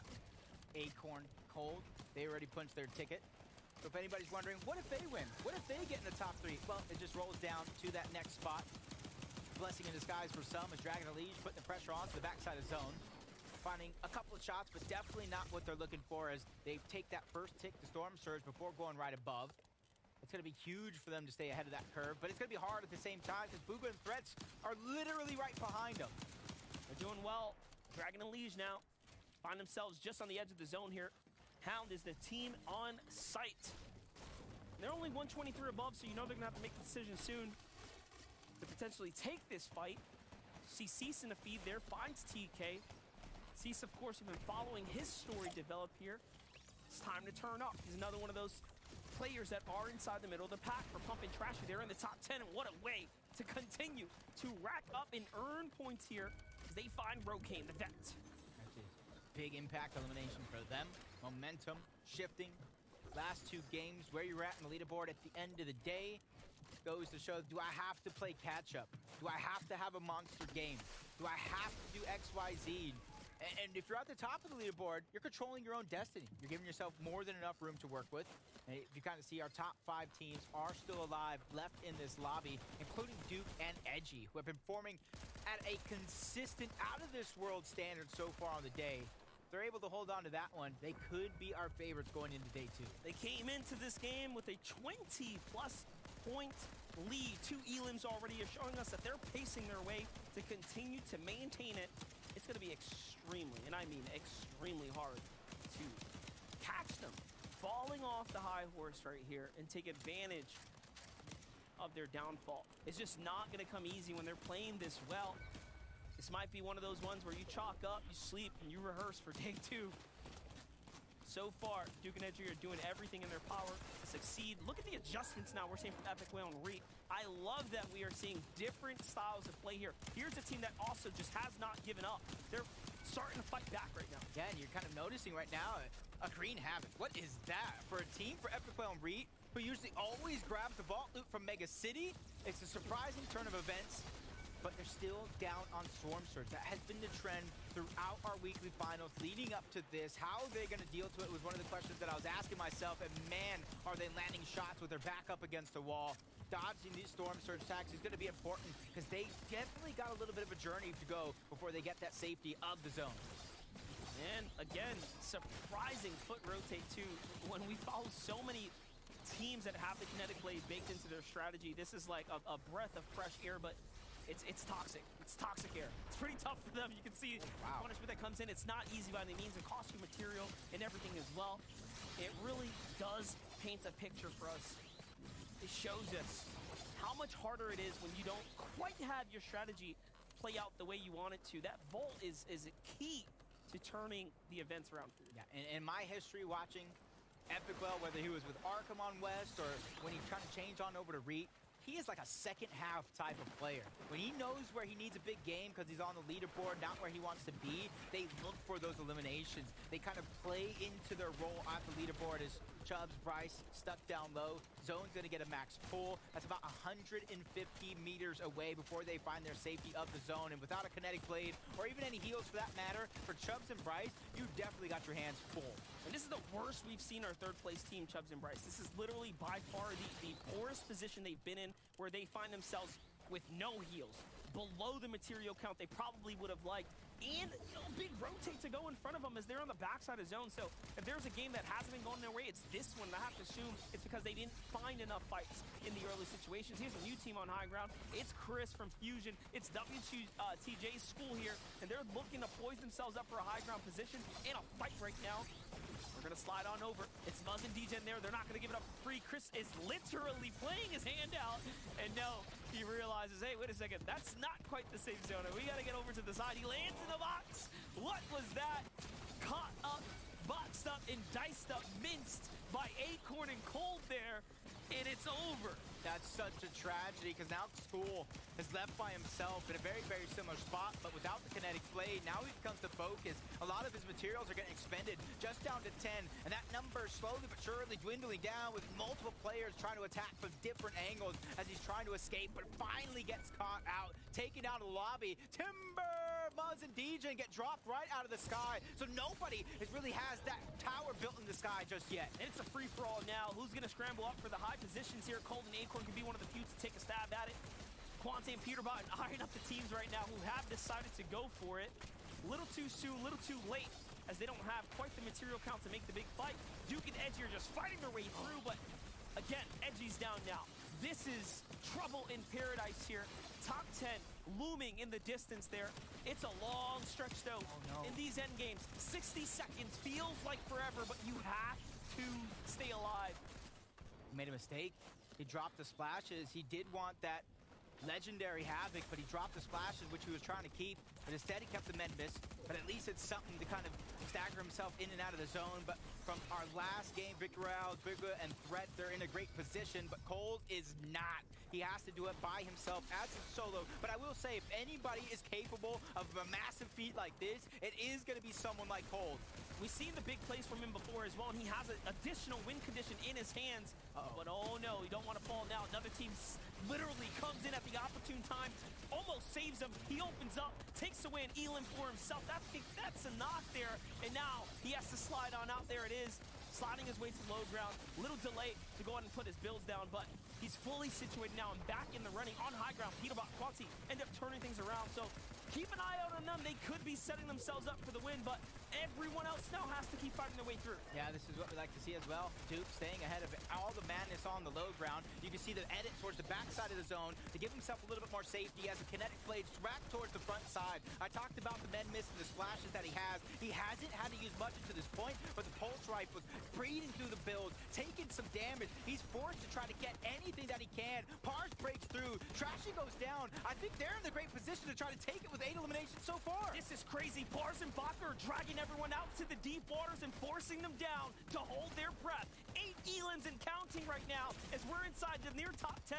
And finally, there it is. He does end up losing Baka. Okay, someone had a life vest. They're fighting back. Pars swings around the side. Kinetic blades on up, and he's out of material. It's all or nothing now. At least he has the men miss. It's not going to get him to full HP, but it's something to work with as he finally gets taken out and tagged up. That's Muzz.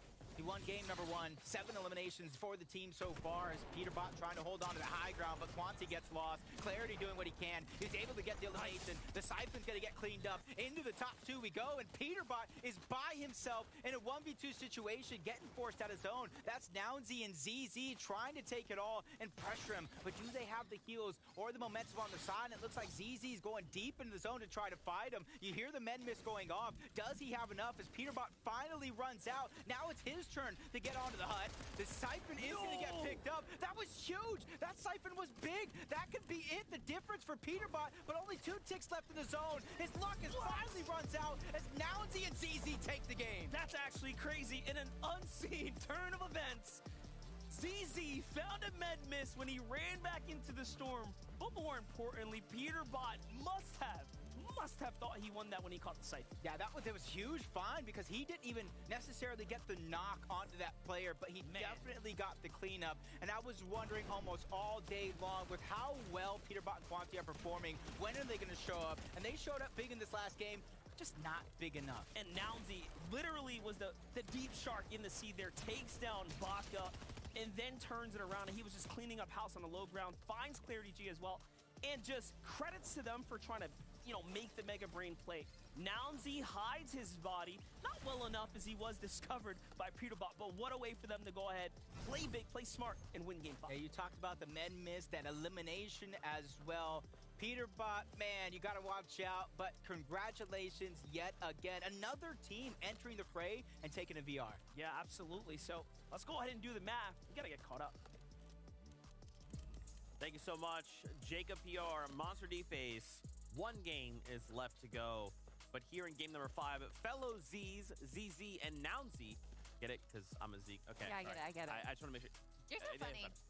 They give themselves a victory royale, and I have to give, as they give credit to Peterbot, knowing, like, in those moments when someone goes down, it's hard to find them.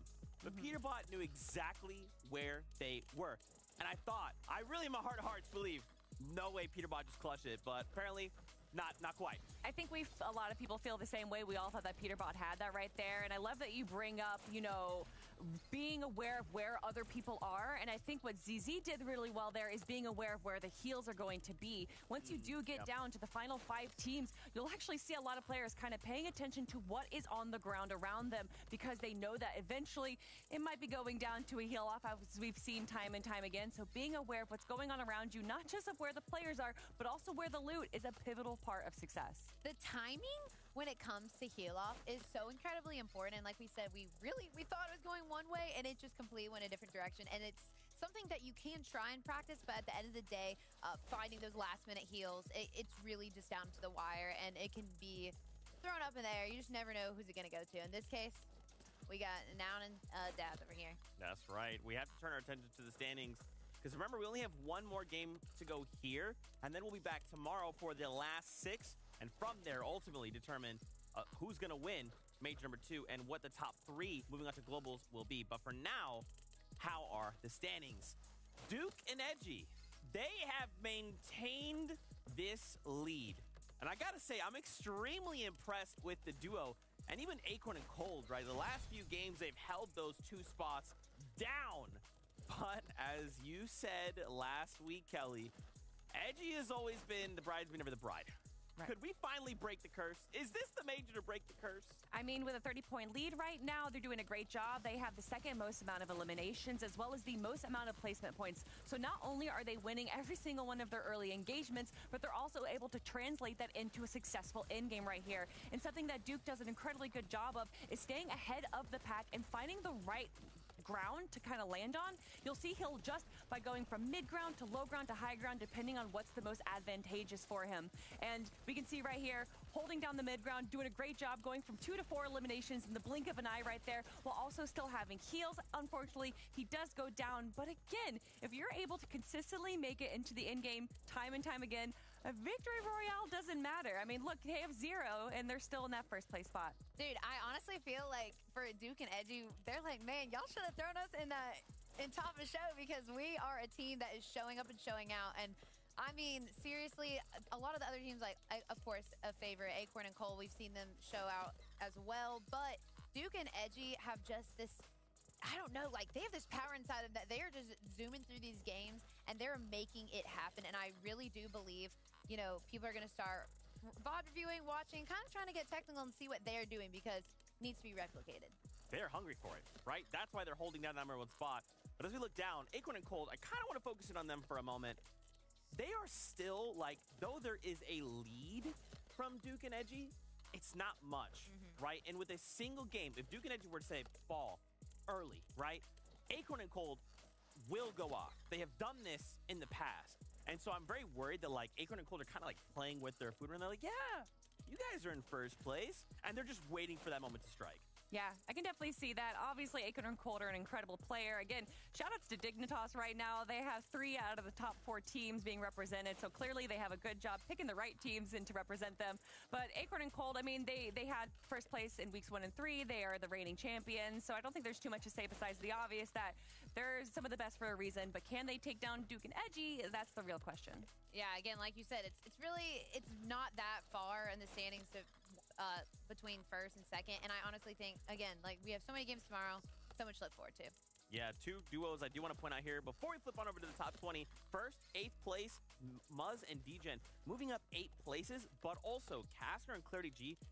Clarity G hit some disgusting shots to make this happen, so shout outs to both of these duos now finding themselves in the top 10. But let's take a look at the top 20.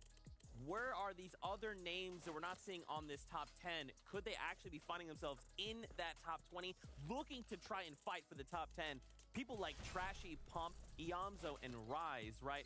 Two duos we highlighted at the very beginning of the day, but they're not finding themselves in that top 10. Is it maybe that they're looking to fix whatever is in their way today and come in strong tomorrow?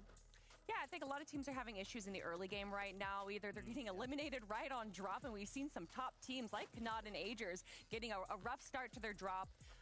And a lot of that obviously translates into mid and late game. If you're having a bad early game, then a lot of these players are also having issues with storm surge tags, and that can just put a real wrench in your plans to make it into the end game. But again, I think like we talked about, you could be a day 2 team, and you really can just show out and show off in day 2, and maybe honestly even make up for some of the, maybe, not as great plays that happened in day 1. Yeah, it's never over until it's over, right? And 6 games doesn't sound like a lot, Jenny, but it is. It is. And I mean, a lot of these duos, they're here for a reason, right? And they are hoping to find themselves at a good standing so we can prepare for tomorrow's games. But it's that time. The final game here in day number 1. I can't believe I blinked and suddenly we're here, but it's fine. We have one last ride today, so let's see if the players can make it count.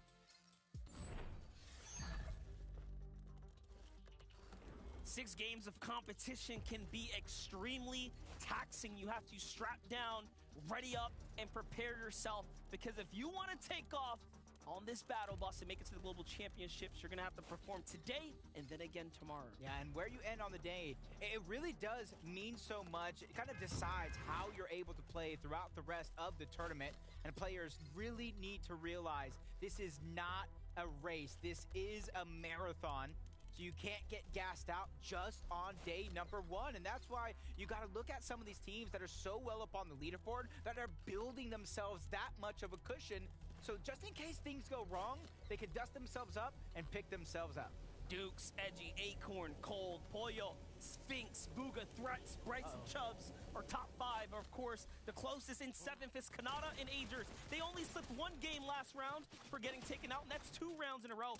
This is an absolutely pivotal moment for Kanata that he has to win here. Yes, he gets the refresh, but the fire back here from Sprite, and luck couldn't have been better for Sprite right now as he finds not only a big pot, but something else as well. But it's Bucky, it's Okis, the Disruptors, we call them that, coming in again, messing things up, putting their input on the situation and just completely tossing the dream out the window. Agers and Kanata's day 1 is over.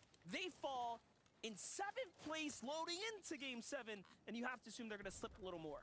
They already, if they're watching the feed, they might have already saw Giants go down. They know. So that's why they're closing the distance. They know a player is there as a solo, but another team has the same thing in mind. Bucky getting a little bit ahead of himself, gets the shot that matters most to keep himself alive. But I talked about another team has just joined the racetrack, trying to steal away all the loot and take advantage. But do they know it's Bucky and Okis? But it's Bolts and Thoric. They switched up their drop spots a few times throughout the day and said, why not? Why not go to the racetrack? We're seeing a couple other teams there. Let's join this party. Yeah, I mean, they're seeing what, Sprite and Giants have been doing, the big clash between the two. Little did they know Bucky and company were here, exercising the game plan they're probably thinking of. Hey, let's just get some kinetic blades. Let's slide on in there. No, sir. It's not free by any means. And the loot that they managed to pick up, Thoric is actually pretty looted and booted right now inside that bush here. Combat Shotgun is one of the better weapons to open up at distance, so Thoric can, for sure, put some damage down to really kick things off. Let's see it. Sense like a 3-2-1 type beat coming out. They just need him to step forward just a little bit longer. Okis is going to be the one leading the charge. Getting into the hands of Bolts. Both of them hiding. That first shot's going to fire off. There it goes. Damage going to be traded. Okis takes a bunch. Shields getting dropped as well. Thoric is getting the high ground taken away by Bucky, who's now firing shots onto Bolts. 2 different 1v1s going down, and that's where you see Okis trying to create space for himself. Goes a layer up and immediately connects blades back to the same box as Bucky. An excellent play by Thoric here, keeping up the pressure, not allowing Okis to heal for a free or comfortably in front of his teammate Bolts there. Bolts gets tagged, rotating to his duo. And there it is. Bucky and Oak is sliding out. Can we just pause for a moment and actually give a huge just hats off and credit to Bucky and Okus in particular. They were in 33rd place at some point. And last game we were talking about, you know, what are they going to do as these disruptors? They've jumped up to top 15. How did they do it? But they have. They've managed to put themselves in this conversation somehow of a team to, I don't know, maybe have a great day two and be a top 10, top 5. And it just kind of leaves me wondering, where are they even landing to pick up anything? They go for the kinetic blades, but they figure out a way to get some sort of weapon, as Okus actually did get dropped. That's bad. Not the best thing is this off-spawn fight we saw so many times. Paper's going to go down, but at least he was able to take down Chubbs before he dropped. And Shadow, literally a sliver of HP and a dream, quickly turned into a nightmare as Bryce takes him down. Even gets the reboot back on up. And you can see Clarity Caster, so many teams in the distance trying to go for some free surge. Chubbs and Bryce looking to set a record as one of the teams, few teams that is contested in this game, but managing to perform at the best possible, having game after game entering into this lobby inside the top 5. I don't think they've actually fallen outside the top 5. It might just be a record setting already. 5 games and maintaining these top 5 positions. Very impressive, just all in all. And if you look at their points right now, 30 points away from second place. This is doable in a single game if your opponents do go down. The 4 points per elimination plus the placement points. Much harder to catch up with Duke and Edgy, but again, it is definitely possible if your competitors do go down much earlier than you'd hope to kind of close out the day. Hey, maybe a 4-way tie, something like that. I would like something like that simply for the entertainment's sake, but I know everybody else kind of thinking different. Especially Duke and Edgy, they want to keep their massive lead intact. Let's not forget, if Acorn and Cold finish within that top 3, regardless of what, that will open up a spot for a different duo below. So you really do have a chance right now. Acorn and Cold have already proven that, hey, even the best can fall. That game 1 takedown from them sets them off. So for Aiden and Hound, I mean, the chances are here to go ahead, pop off. It's 2-day competition. Love the play from Aiden right now. Really putting the pressure onto Chubbs. This might be the first time we see Chubbs fall extremely early here. Bryce has to step on up, but look, Aiden's just a little bit sharper. He seems to just be hyper aware right now, really in the zone. This is scary. And no matter if it's a nook, cranny, or crevice, Aiden's going to take a shot and try to make it go through. Bryce gets knocked, taken down by Hound. And this is where you have to go ahead and push forward. But Aiden, yet again, along with Hound, they take down both Bryce and Chubbs. And that hot streak you were talking about, Monster, went right out the window to close out the day. 2 teams inside the top 5 have now officially been crossed out. Aegis Kanata, 7th place, gone. Bryce Chubbs, 5th place, you watched it, gone. This is day 1 of North America's FNCS. What's on the line here? Everything, because global champion is, of course, one of the few things that you can be contending for. Some of those teams, like you said, in the top 7 down. I'm looking at Muzz, Degen, Quanti, Peterbot. I'm looking at Clarity and Casters, even Pamstu and Fatch, to make up for lost time. This is an opportunity that was just granted with one of our top competitors going down. So it's up to you to take control and try to close that gap. But for some, closing a gap is going to be easier than others. 31 points is going to be the difference between Acorn, Cold, and Duke and Edgy. Perfect jump and timing right here. Boyo in Sphinx. We kept speaking about Mega City has so much to offer. Mega City is a great drop spot. Why do we not see Epic Whale and Reap performing from here? Well, you know what? Maybe it's because only one team can be the kings of the Mega City. And right now, today, it's Boyo, it's Sphinx. They're in the top 3. They've been playing very well. I mean, they're escaping seemingly just fine. They're finding just enough tags. And you would think them being on the southern side, the more passive side, it'd be harder to be consistent. But no, they're doing just fine. Yeah, especially in the beginning of the season, before Bugha and Threats actually got together, Bugha said, hey, I'm playing with Boyo. This guy is underrated, and I'm ready to take him to the stars. Things might have switched up. Sometimes in Fortnite, things happen with so many superstars in one region. As now it's going to be Boyo, who's probably going to get so many offers. I think Sphinx needs to lock him down if they don't qualify to that global championship. As NPen and Polarized 108 points so far, and you can kind of see they're used to fighting off spawn. Now that they're not necessarily contested over towards Genjitsu Crossing, they're forced to go elsewhere to find their surge in places that they might not be the most comfortable. Well, this is what the FNCS is all about, right? Really platforming and giving players a chance to continue to make a name for themselves. Now that we have the entire merging of the North American region, I mean, now more than ever, all eyes are on you. Wow. Baka, Pars, Boyo, like you said, these are really their time, truly, to have breakout performances. I say this every year. We always have a few in Fortnite that just have their time and they break out and they just take off. Cold was the latest for North America. I would say Vino for EU in recent times, right? We always have these big breakout names. Who's to say it couldn't be Boyo? He's got the name, he's got the style, he's got the gameplay right now. I'm liking it.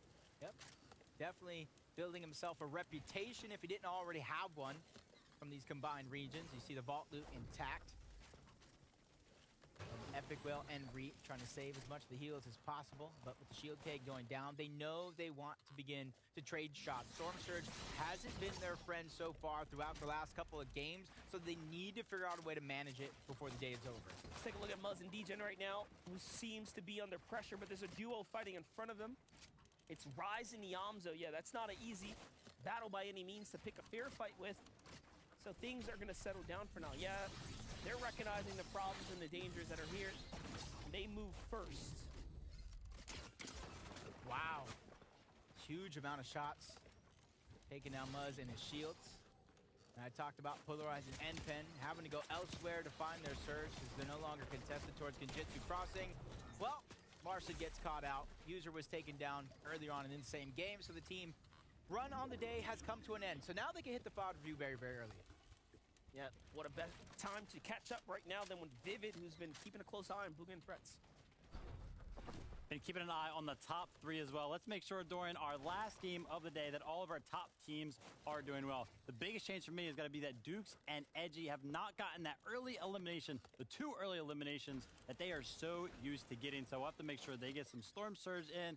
Acorn and Cold also looking very, very healthy, making sure that they have enough materials to lead themselves into the Ed game. And of course, our third place team as well, Polo and Sphinx, set up towards Mega City, which is a great Storm Surge position for them.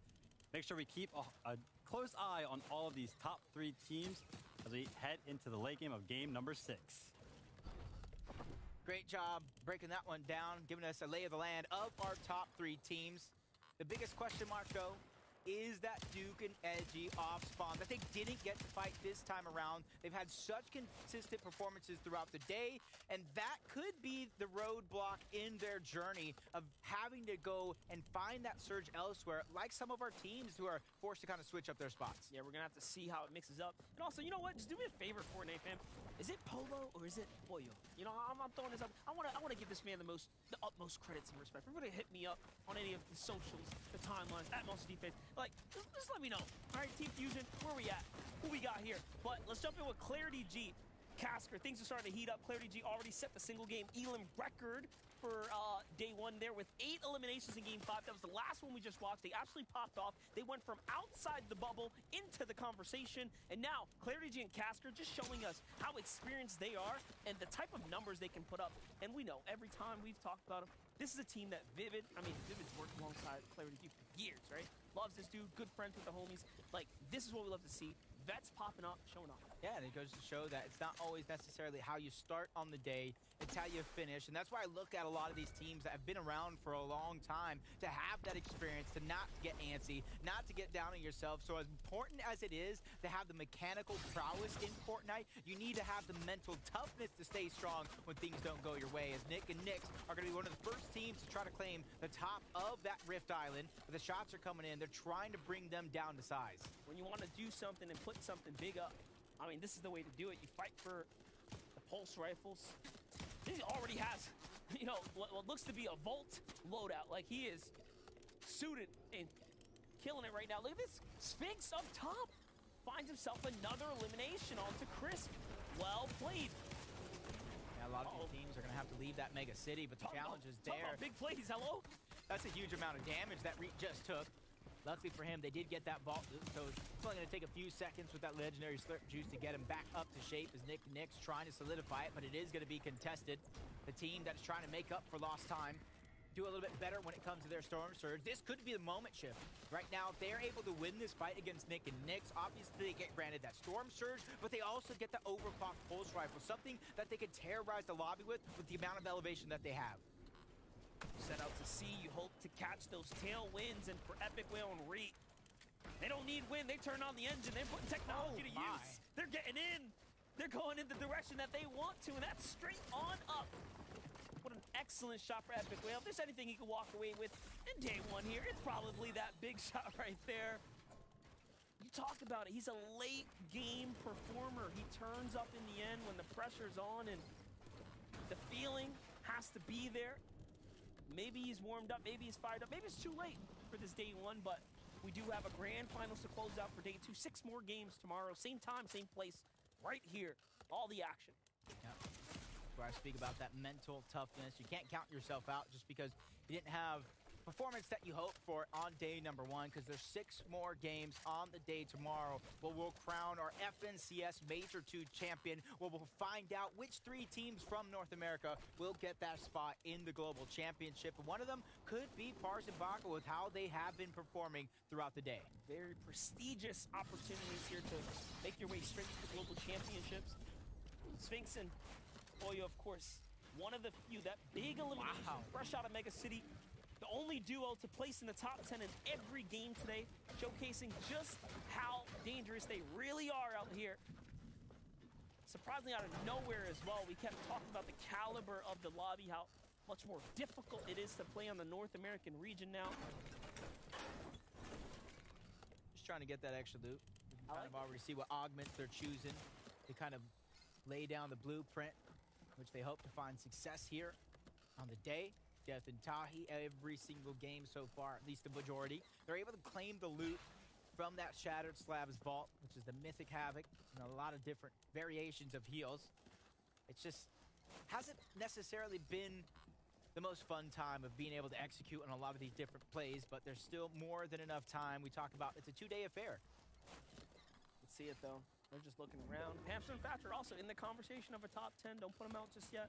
This game goes well for them. They'll be very much in the race for, of course, closing out a Global Championships position, potentially even the FNCS title itself here for the first time for that duo.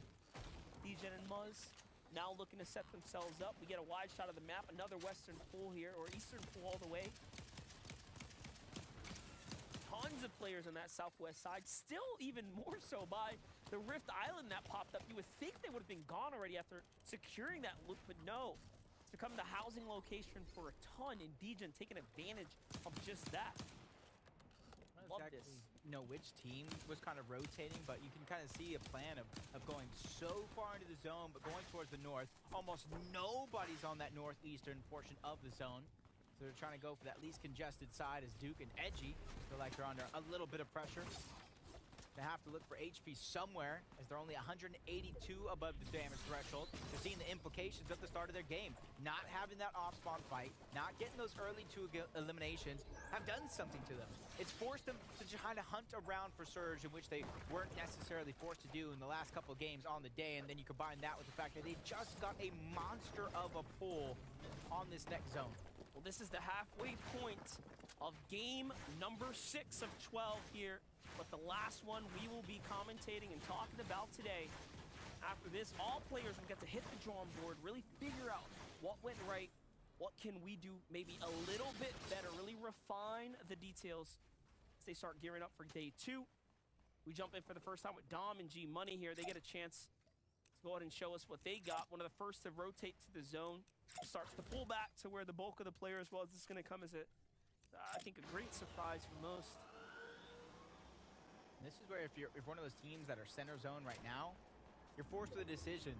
Do I rotate to the western edge where, in theory, no teams are at, or I try to hold my position, build that tower that so many other teams are doing, and just try to hold teams, pressure teams in terms of Storm Surge. Even if you're well above, it's just trying to make their job that much harder. As Pars is almost like so down right now, you can see the fishing rod in his inventory. You got to imagine what sort of strategies you could think through with that, because imagine you see a pile of loot, you kind of just go fishing for it. That is right. Bugha down south has to make a move here to get himself to new zone. Waiting for teams to make the move first. You can see the edits out those old bases, giving him enough detail.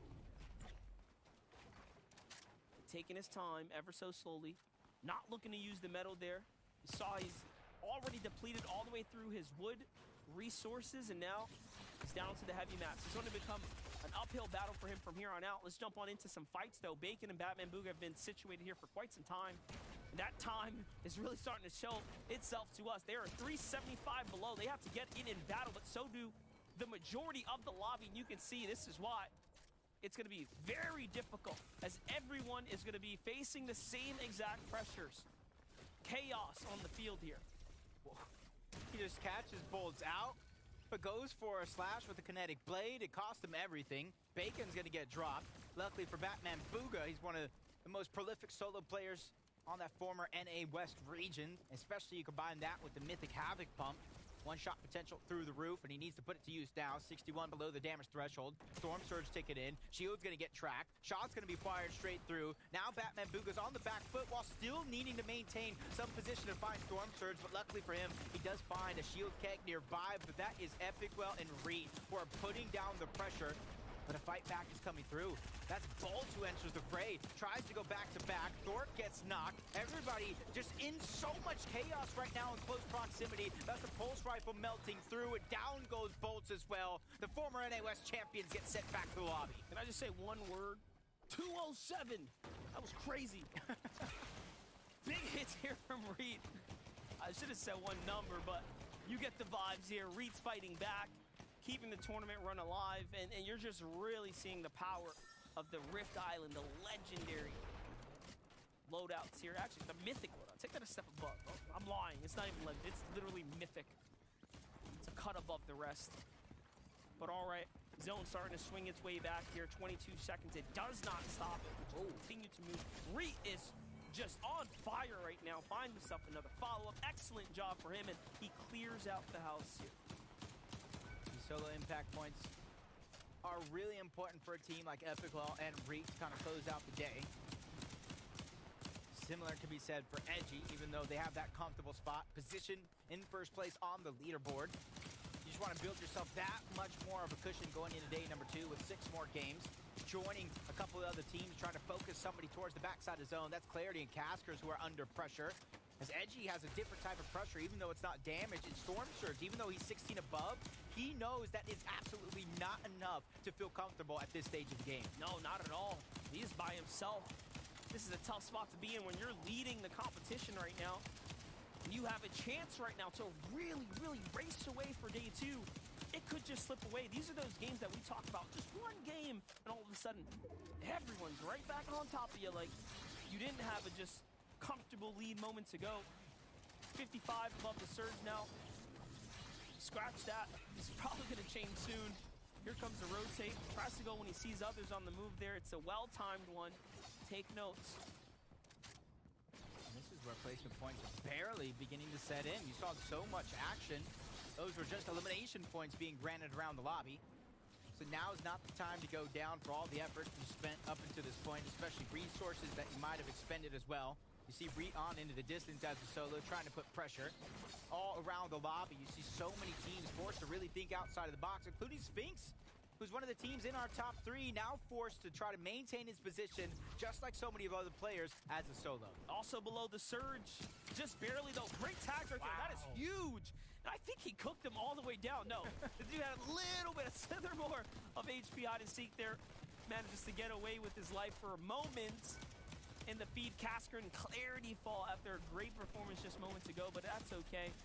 They did still manage to put up quite some numbers there. That's going to lock them into top 10. Other teams now have a chance to go ahead and surpass them. So big opportunity lost there. Bugha, 7 HP. What is happening to our top 5 teams? Threats. Edgy. A lot of these teams going down because of Storm Surge, and that's where you saw Bugha and Threats get separated. Threats try to go in, pick up any amount of damage that he can, left Bugha getting tick by tick by tick, which left him in such a bad spot HP-wise, which is why he was easy target to take out of the sky. as Byla and Knifer have their position in the clouds, but only 108 above the damage threshold. Right now, the amount of pressure is so important for them, so that way they don't have to fall down and look for that storm surge. That's right. With every team we've tuned into inside the top 5 has already either been taken out or extremely damaged. Acorn and Cold being the only other one that we need that check up on. Edgy, Duke though, in pressure, on serious time right now. Edgy has to run. Nope, he gets caught as well. And again, just before other big placement thresholds, 21st is not great. Sphinx, though, is changing it up right now. He's going to find himself a great tag. That's going to eliminate a team. He's inside the top 20. He's now really going to start to earn big if he can stay alive. Yeah, the chunk of those points are in the top 10 for anybody looking to claim them as their own, as Knifer and Byla trying to stay above everybody else. Peterbot and Quanti look to survey the field. They're trying to go a layer above. Ultimate low ground is not where you want to be, especially with the zone going over Brutal Bastion, the different elevations that we're here and going to face, as Yamso is already facing some adversity of his own. 214 above the damage threshold. Storm Surge isn't a worry. It's being a solo, trying to look backside of the zone, catch anybody slipping. Acorn looks to be a solo as well on the ultimate low. Sphinx, one of our solos inside the top 3, down now as well. Acorn has a chance here to start breaking away as Sphinx has fallen, so it truly has opened up completely here. But no, Cold is actually there to back him up too. I saw Degen and Muzz there as well. This is really a chance now for the teams in the top 10 to take advantage of all of the fallen few who were up at the top, Iamzo included. And take note of the Mythic Munitions, the tactical pistol that they just picked over on the other side. Yamzo is trying not to go to that ultimate low ground, but doesn't have a ton of builds to continue to build himself up if things get knocked down. He spots that duo on the other side. He wants nothing of it. Quickly rotates to the front side of the zone to try to get any reform that he can to give himself something to work with. But Cold gets dropped into a box. He gets taken out. Acorn's left by himself, but they have yet to overtake first. It's not a huge game. It should be enough to definitely close that 20-point gap, though, right? So we're going to have an extremely close grand finals as we start edging our way into day 2 for the rest and the remaining of the games. Remember, what's on the line is global championships for some. Acorn and Cold have already done that. They're just playing upset here for other players. Acorn showing us why he is one of the best. You saw it in the interviews. You see it on the timeline. Let's jump in with Muzz, though. Muzz and Degen here, fighting for a top 5 spot. They already won the first game on the day. They're looking to repeat as Acorn finds another huge elimination, but they're stealing away his loot. He's not able to get anything for the amount of effort that he's putting in at this stage, except for those 3 eliminations, and try to keep themselves ahead, but their run comes to an end. A huge find as Mero and Cooper are trying to make up for lost time. 210 points, 6 eliminations. If they get this VR, they can burst up the leaderboards. They definitely have a chance to. Quanti is fighting for it as well. This is Elite's most recent pickup. Show us what you got, son. You are now out of material on the low ground. Players in front of him. It's Pars. He's dangerous. Great low ground tax. He plays the right camera peek. Wow. Excellent job right there, showing us exactly what he's made of. Cooper, Miro, though, things are going to start to settle. We're inside the top 5. They're one of the few duos that are still standing. Yeah, there's 3 total solos left in the game, Reet being one of them. High ground's going to be owned by Braids and Limit. They found Reet. They know he's a solo, trying to take advantage as he continues to fight back. The amount of damage that Reet just done could be the end. Braids gets dropped into the hands. Cooper and Miro are trying to do what they can and get a legendary Slurp Juice and a Med Miss. They could, in theory, win heal off if nobody else has heals. Miro's fighting back, looking for any chance. He's trying to get these points. Remember, they're worth a lot. Visuals gets caught out. And just like that, Game 6 is indeed wraps. Miro and Cooper have now crossed that finish line for the first time today. And we've seen it before. Miro's, he's been at the pinnacle of the stadium before. Well played for him. That almost makes me ask, is he retired? Is he not retired? Because he's still at the top of his game. He's still one of those competitors that you have to watch out for. And you match him with Cooper, who was former teammates with Seek a couple seasons ago, and he is lighting up that leaderboard. They're finding eliminations left, right, and center. And already at this stage of the game, they have 9 eliminations, and they broke that double-digit mark. And he's giving credits to the young Mustache as well. So you really see how much he respects, of course, these other regions. But Miro, man, I'm happy we got to see it from this perspective. Just take a look here. In the end, he puts the damage needed down to get the conversion onto visuals. And just like that, Game 6 will conclude and roll on over to Miro and Cooper to get a big game. Way to put them back into the conversation. Yeah, but throughout the course of that game, we saw some of our top competitors go down before the chunk of those placement points have set in. So even though Miro and Cooper picked up a huge victory royale and a huge amount of points, nobody knows what the leaderboard looks like. And there's only 3 people I trust to let us know. Zeke, Kelly, Jenny, take it away. Big shout-outs to Monster D-Face and Jacob PR for casting these first 6 matches of Grand Finals here in North America. My, oh my, NA has really stepped up. They want to play. This was the story of the top 5 going down, Jenny. I mean, 19 elims, 265 points. This is crazy. Miro and Cooper came and showed up today. I mean, Kelly, it's just wild, their performance. I mean, we know Miro as the champion from NA, and to see him do it again with Cooper, who absolutely blew out a lot of the competition. 6 eliminations for both of those players there, meaning 12 eliminations total in just a single game. It was absolutely incredible. Cooper, I really love the fact that he was using the Twin Mad SMG. I feel like a lot of players forget that that gun exists. So obviously, you're going to want the Red Eye for those long-range shots, and then you have the Havoc Pump, which is an incredible face-to-face 50-50 weapon to use. But the Twin Mag SMG does incredible amounts of damage. In fact, it has a higher DPS than the Pulse Rifle itself. So I love the fact that we saw him use it. I think we actually saw a few other players using it as well in the end game. Yeah, it feels like maybe more players are looking to utilize the augments that will give you that pistol in the inventory, right? Mythic Munitions being one of them as well. But we got to take a look at the standings. We got to find out how things are going. Remember, these are just the first 6 matches. Tomorrow we'll be back for the last 6. But look at your top 3. They refuse to move. They've decided we will hold down these spots, and we will not let anybody tell us otherwise. Duke, edgy right now, but as I kind of talked about going into this game, Acorn and Cold, they're waiting for that opportunity to strike. And this was that opportunity for them. Now only behind a single point, Kelly. A 1-point difference between first and second place going into day number 2 is absolutely wild.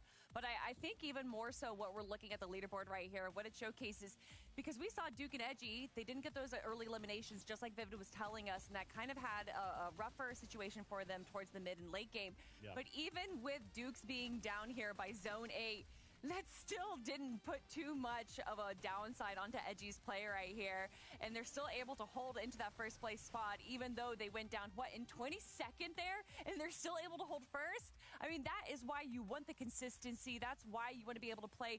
A lot of these teams are kind of hot and cold. They'll get a high point game and they'll get a low point game. But that's showcasing why consistency is so important, because when you do go down early, like what we just saw from Dukes and Edgy, they're still able to hold that first place spot. None of us predicted this, and I kind of love that they switched it up on us. And honestly, going into day 2, we had a lot of our top teams go down early on, so it gave room for a lot of these teams to move up in the ranks. So we'll see if that continues to happen into the games tomorrow. Yeah, for sure. Acorn and Cold, another duo. Remember, they looked for that opportunity to strike, and this was that game. Utilizing literally every little thing. They thought, look, with Duke, with Edgy gone, we just have to do everything we can. Now, unfortunately, this game, they were in shambles. They didn't really have much to work with, but they did what they needed to do, and it was to close that gap. And I love what Acorn's doing here. You can see that he's staying just on the edge of the backside of zone, because when players are doing a good job in the low ground, they'll try and stay ahead of the zone so they can kind of get a bit more visibility where everyone else is. But if you're a solo player, you don't have heals, just like that player was Acorn, you want to stay all the way in the back. Yes, it is a little bit risky because you're potentially taking some storm damage, especially when people build around you, but it is a safer play than staying at the front of zone. And Acorn and Cold, this duo is a low ground duo. They are very comfortable there, so if one ends up being a solo, they're comfortable finishing that out. And again, you can just see Acorn getting eliminations, being that solo. The reaction time of Acorn still blows my mind. When I watch back clips, I'm like, how? Literally, how did you do that? I love the performance we've seen from them today. Yeah, and I do really quickly want to highlight the team here in 5th. Remember, Cooper and Miro, they just got that victory out with 12 eliminations. And again, that's because your top 5 had fallen in that game. That's what this lobby is looking to do. Hey, the top sharks in the water, they are no longer part of this lobby. We need to act. We need to act now. Take a look. 9 placements now looking to strike top 5. if tomorrow they could find themselves in that top 3 because of that one game, they're going to be feeling real good. And we obviously are looking towards the top 3. Those are the 3 teams that are going to automatically make their way into the international competition. See, right now, first and second place are pretty much far ahead of the pack after day number 1. But from third all the way down to 9th place, it is only a 40-point difference there, and that can easily be made up in a single game. And we've already seen top teams be dropped right from the early start. So a lot of possibility going into day number 2 here for a lot of these teams to claim that third place spot.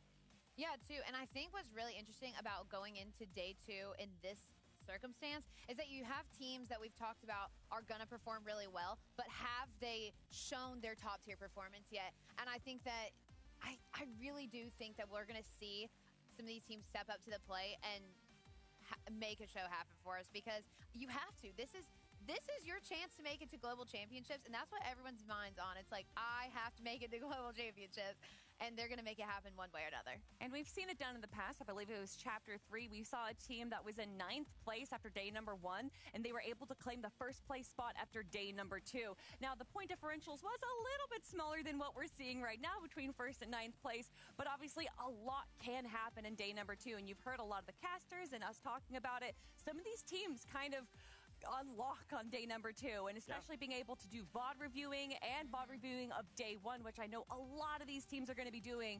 It's going to be interesting to see how these teams are going to shake it up tomorrow. They're not sleeping tonight. They're hitting the VODs, they're setting it up, and they're going to be prepared for tomorrow. Yeah, I love that, right? Just kind of taking a step back. Whatever happened, we play it out, right? We take a step back, we VOD review, say, what do we need to shore up for tomorrow? Then we just go execute on that, right? Yeah. Tomorrow, we could very well see a completely different set of duos. Though their names might be the same, they've now studied up, and they're ready to bring it. Now, when are we back? Tomorrow, of course. Let's take a look at our broadcast schedule. You know we'll be back here tomorrow, but I want to remind you, don't forget, EU is also happening as well. And if you think that 4 out of 6 games going over to Queasy and Veno is not historic, please make sure you make a little bit of time to watch EU. But also, don't forget, we'll be here, same great time, same great place. Why don't we meet up with our incredible casters, of course, Jacob PR, Monster D-Face. Guys, NA was just something else. But I kind of found myself looking forward to tomorrow. And I'm telling you, I feel like tomorrow's just going to be even crazier. We have a special situation unfolding right now.